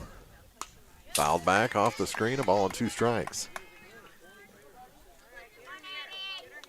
Playing her kind of off the line now, going back to straightaway position is Anna Talbot in left field. Expect her to hit to the opposite field. Steele's pitch floats away from the zone, 2-2. Mooney wasn't chasing. Steele is around the plate, though. Every pitch, even when she's missing, it's at least catching a corner. Here comes the next. A 2-2 offering, and that one is. She wanted that one, so did Gladney. pretty good pitch, and the count goes full. Gladney kind of shakes her head and looks down to Levi Asana. Payoff pitch to Mooney. Foul back. Now Silex spoiling some pitches. Gwen Gilbert, who made that great catch, or that great throw last half inning, is on deck. Here comes another. To the plate. This one popped up near the sidewall and will make it over. Looked like Javot was going to run over Levi Asano over there. She was like, "Coach, get out of the way." It's hard to do. He's pretty stout. Uh-huh. He ran right into the fence with her. The next to Mooney. That one is rocketed foul past first. She is on time.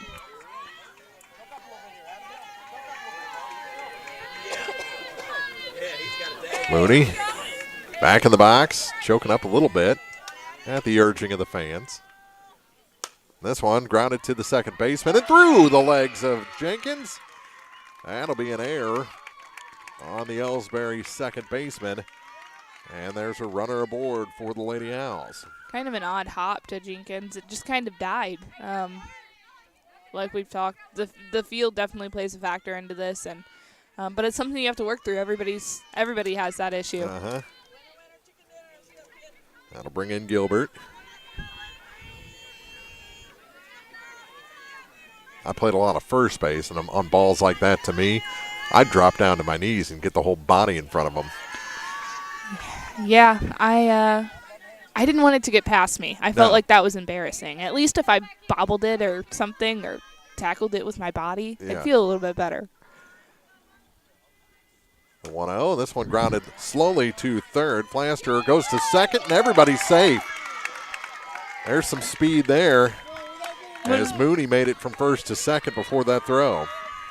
I think Flaster, if she would have not stood up and just like kind of thrown from that lower crouching athletic stance, she may have had Mooney. But she stood up, she took a step, and then she threw the ball to second base. Yeah, throwing from that position, you're going to have to go sidearm with it, and you better be sure that you can be on target with a sidearm throw. That's a difficult play. I think it was kind of a slow roller. You want to go to first base because if you throw that ball to second base and you let it go, it's going all the way to a wall and somebody's scoring. If not one, two. That'll bring in Tori Mudd. Mudd just looks like a ball player. She does. First pitch she sees is hit over the first baseman. It'll get down. The runner stayed at first, Gilbert, to make sure it got down, and will end up just going to second. Everyone advances one base, but the bases are loaded now with one out. And the tying run comes to the plate. This is a huge at bat here between Steele and Carson Harlan.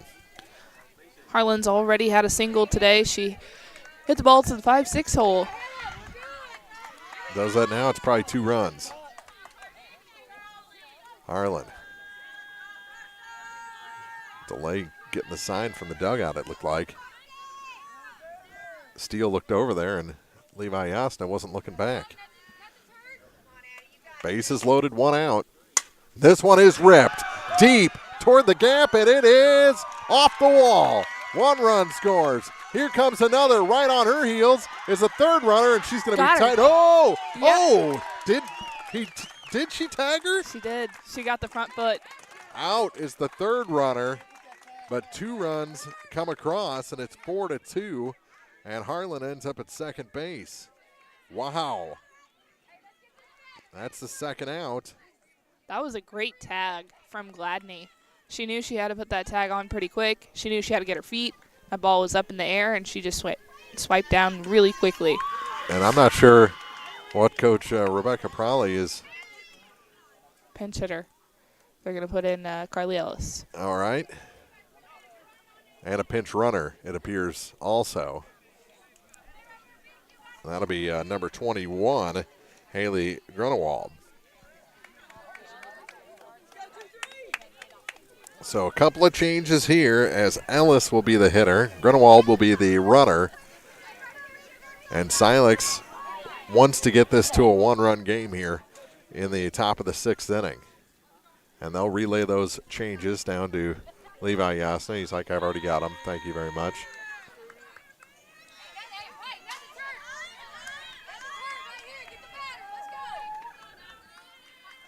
Boy, she must have just clipped her with that tag. That's spectacular. We've seen some good throws coming from the outfield. A good outfield is always fun to watch.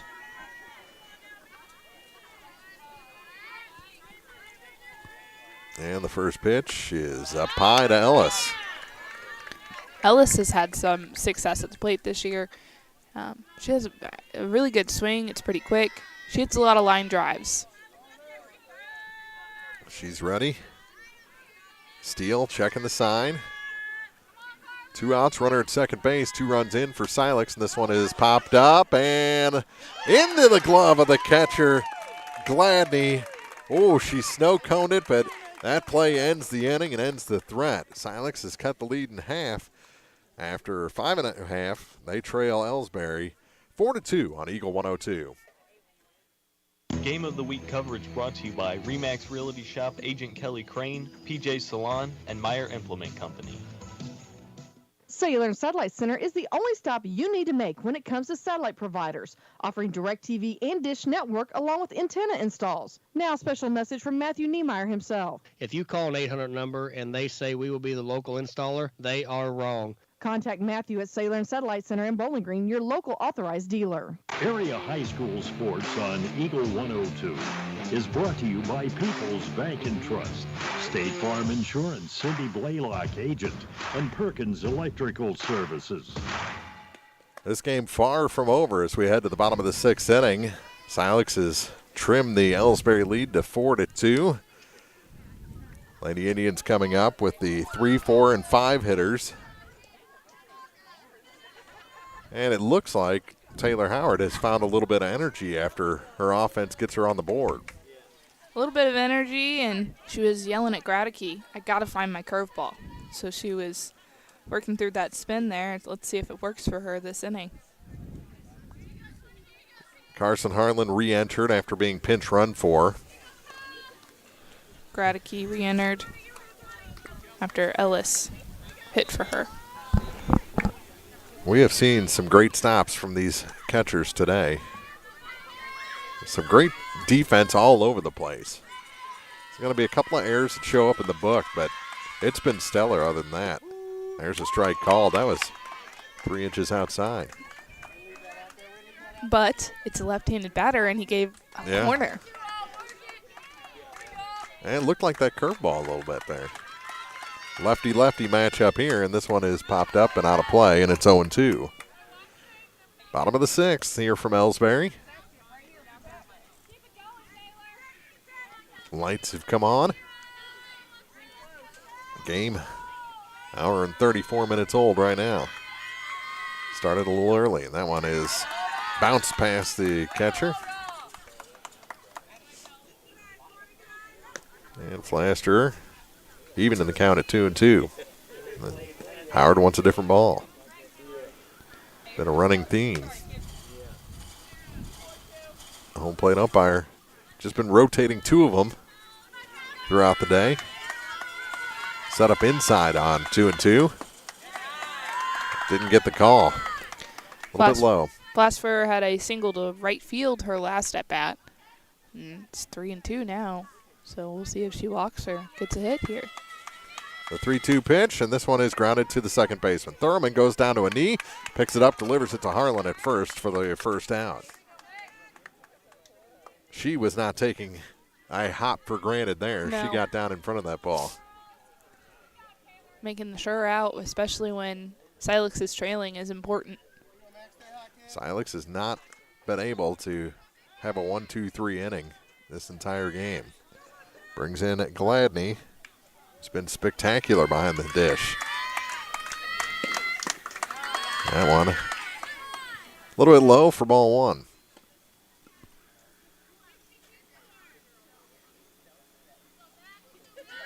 Howard back from the back of the circle. Kicks and delivers, and that one is low, ball two. 2-0 to Mackenzie Gladney, yeah. It's not a bad spot if it's being called or if somebody's swinging. Yeah. But as disciplined as Elsberry's been, that one's fouled. And the count goes to 2 balls and a strike. Well, switch balls again. Howard just stomps back to the back of the circle, doesn't she? Mm-hmm. Small but mighty. Uh-huh. Up high. One off speed and missed her location. Count goes to 3-1. She struggled a little bit with finding some of those different pitches and locating them. 3-1 offering. Gladney pops it up on the infield. Mooney calls for it, and at shortstop position makes the catch for the second out. That was not the pitch I think that Gladney thought it was going to be on 3-2 or 3-1.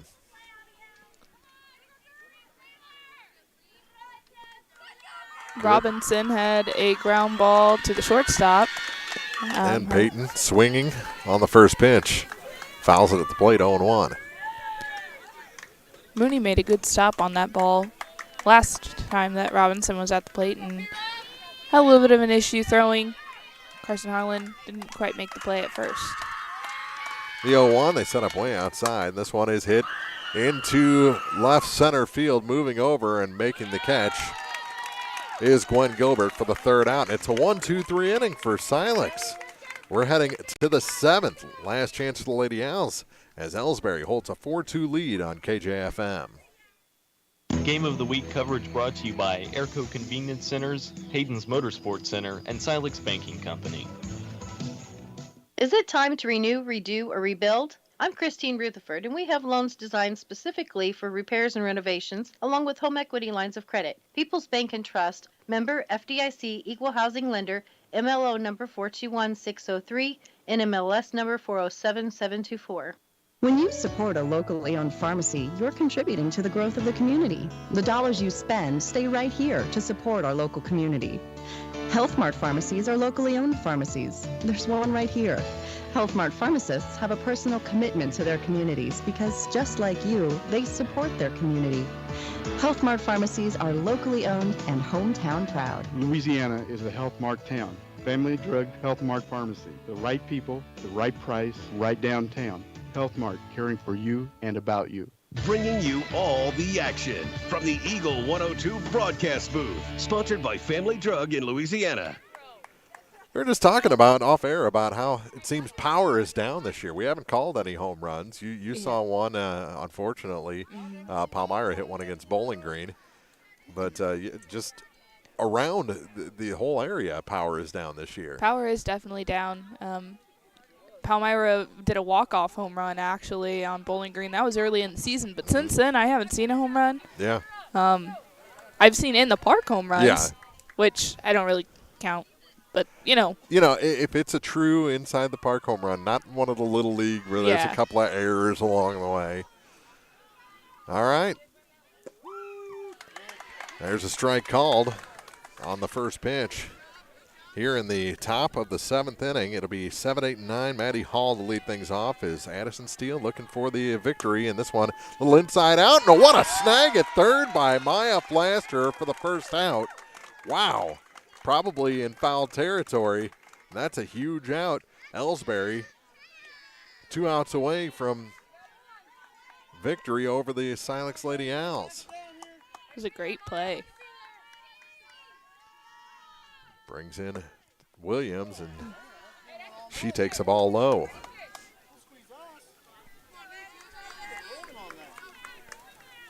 The 1-0. There's a strike called. Evens the count of the ball on a strike. Williams and then Rita Thurman. This one popped up, and that's going to be no problem for the catcher today. Mackenzie Gladney ran about 20 foot and got that on the fly for the second out, and Silex down to their final out. Steele has pitched a fantastic ball game here this afternoon, and Thurman the last chance for the Lady Owls. Rita has had 2 strikeouts today. So looking to get on here and give the Owls some life. And the fans for Elsberry trying to point out what you pointed out earlier about Rita leaving the front of the batter's box. There's a strike called, evens the count of 1-1. 2 outs, base is empty. Silex needs 2 to tie. 1-1, strike 2, and the Lady Owls down to their final strike. So be a mild upset. 7-2, Silex won the last meeting, and that one's outside. Evens the count of 2 balls and 2 strikes. That was in the championship of the Bulldog Invitational. Elsberry was looking for some revenge today. The 2-2 pitch to Thurman, and the ball goes back to the screen. They said a foul ball. Yeah. Whew. That's what he called it. He called it a foul ball. I don't.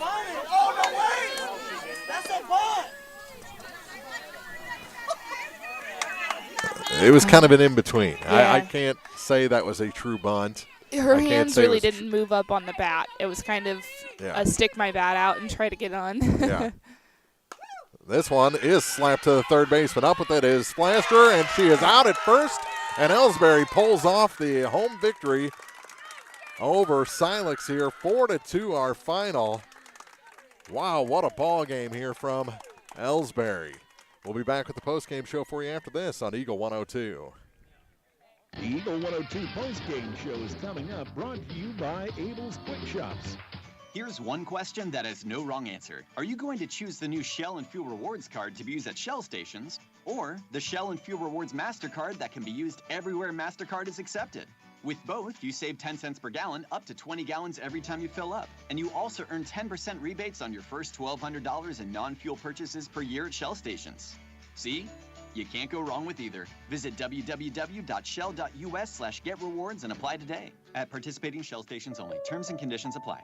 Hey, this is Ryan with Mid-America Auto and Towing in Bowling Green, and we've got the lot looking good and ready to go. We've got something for everybody's budget. We have a constant rotation of new inventory, including cars, trucks, and SUVs. So if you're out and you're looking for a new car, come by and see me. The Mid-America Auto and Towing, just off Highway 54 in Bowling Green, is a one-stop shop. Like us on Facebook or check out our website, midamericaautoandtowing.com. I'm Tylee Mills, the CEO of Pike County Memorial Hospital. You've heard it from your friends, family, and even neighbors. They choose Pike County Memorial Hospital. Quality care from quality people. Pike County Memorial Hospital. Hear all the action from the Eagle 102 broadcast booth. Sponsored by Family Drug in Louisiana. Time now for the Eagle 102 postgame show on KJFM. Sponsored by Abel's Quick Shops. 4-2 our final, Elsberry over Silex. Elsberry gets their revenge for the championship game of the Bulldog Invitational, and more importantly, hands Silex their first loss in the conference, which I don't know if that'll help their chances, but it could open things up there in a few different scenarios at the top, because Silex was in the driver's seat for the championship. Heading into the last, actually, this was their last conference game of the season, because they'll end with a non-conference on Monday. So this is interesting. 4-2 victory for Elsberry, and that's got to be a heck of a momentum boost for the Lady Indians heading into districts. Oh, yeah. Defeating an undefeated team in your conference is definitely something. I mean, they ended a win streak here. 16-game win streak. Yeah, so that's 15. That's quite a bit of momentum, and it also shows that you can play with some of the best in the area. So going into districts, I think this is definitely the momentum boost that you need. And for Silex, I don't know if it was the elements or what.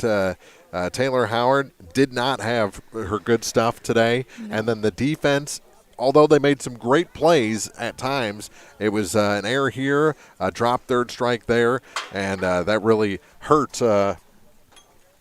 Silex in this ball game. It led to a couple of the runs in a loss by 2 runs.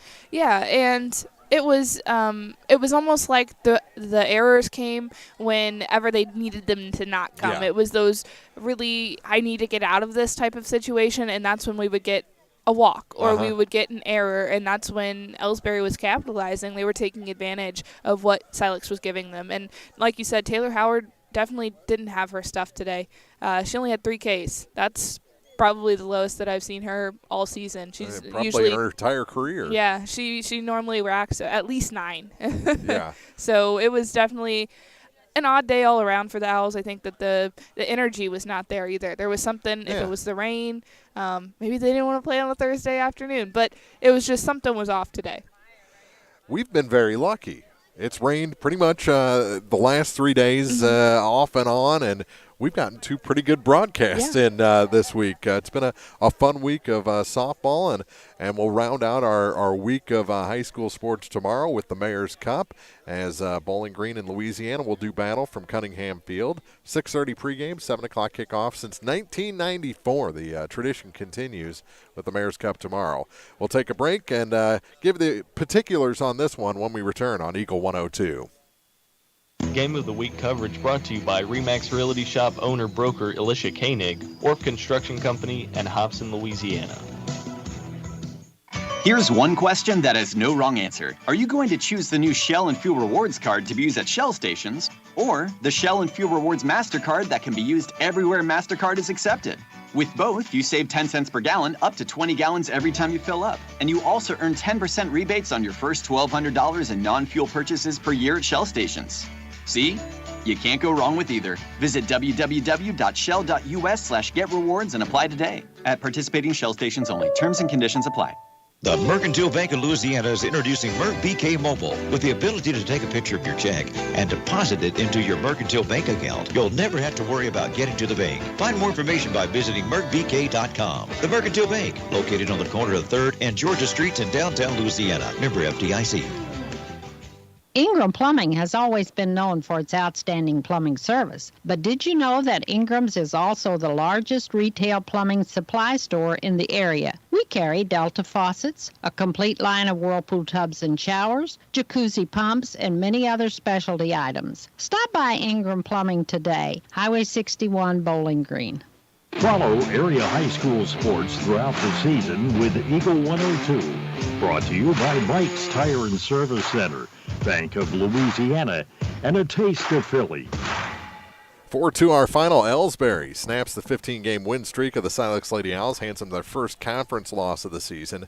Here they got out to a 4-0 lead. Silex came back with a couple of runs late, but Addison Steele and her defense. I think as good as Steele was, the defense was even better than that. She made the pitches, kept the ball in the zone, actually had Silex with some off-balance swings today. No one was really centering the ball here this afternoon. Very few solid hits in this ball game, but Steele did what she had to do, and her defense led by Mackenzie Gladney behind the plate. She made some spectacular plays running out from behind the plate. I couldn't believe the number of foul ball outs we had today on both sides. Yeah. And the defense came up with, those are hard outs to get. You have to run quite a bit. You got to dive some. But that was the majority of today's outs that I saw. Silex had opportunities early. So did Elsberry. It took till the bottom of the third inning for Elsberry to grab the lead, a 1-0 lead. They added 3 more the next inning on a couple of errors and a drop third strike. And boy, it just looked like Elsberry had control. Silex came back, actually scored 2 and almost a third one, but it was a great tag by Gladney to nab the third one, who was about 6 feet behind the second run that came across on that play. They almost ran each other over, but that stopped the momentum. Silex brought in a pinch hitter and a pinch runner to try and produce something from there with 2 outs, but Ellis was retired on a nice play, and then a 1-2-3 7th inning was how they closed it out. Elsberry did to grab this big victory here this afternoon by a final of 4-2. Fun one here from Elsberry. For Maddie Ingram, Mark Froning saying we'll see you tomorrow for football here on KJFM. Good night, everybody. You've been listening to Area High School Sports on Eagle 102. Join us each week as we bring you the best of area high school sports on air at 102.1, online at kjfmradio.com, and on the KJFM radio app. You can find a full recap of scores online and daily during Eagle 102 Sports, all from your area sports leader, KJFM Radio.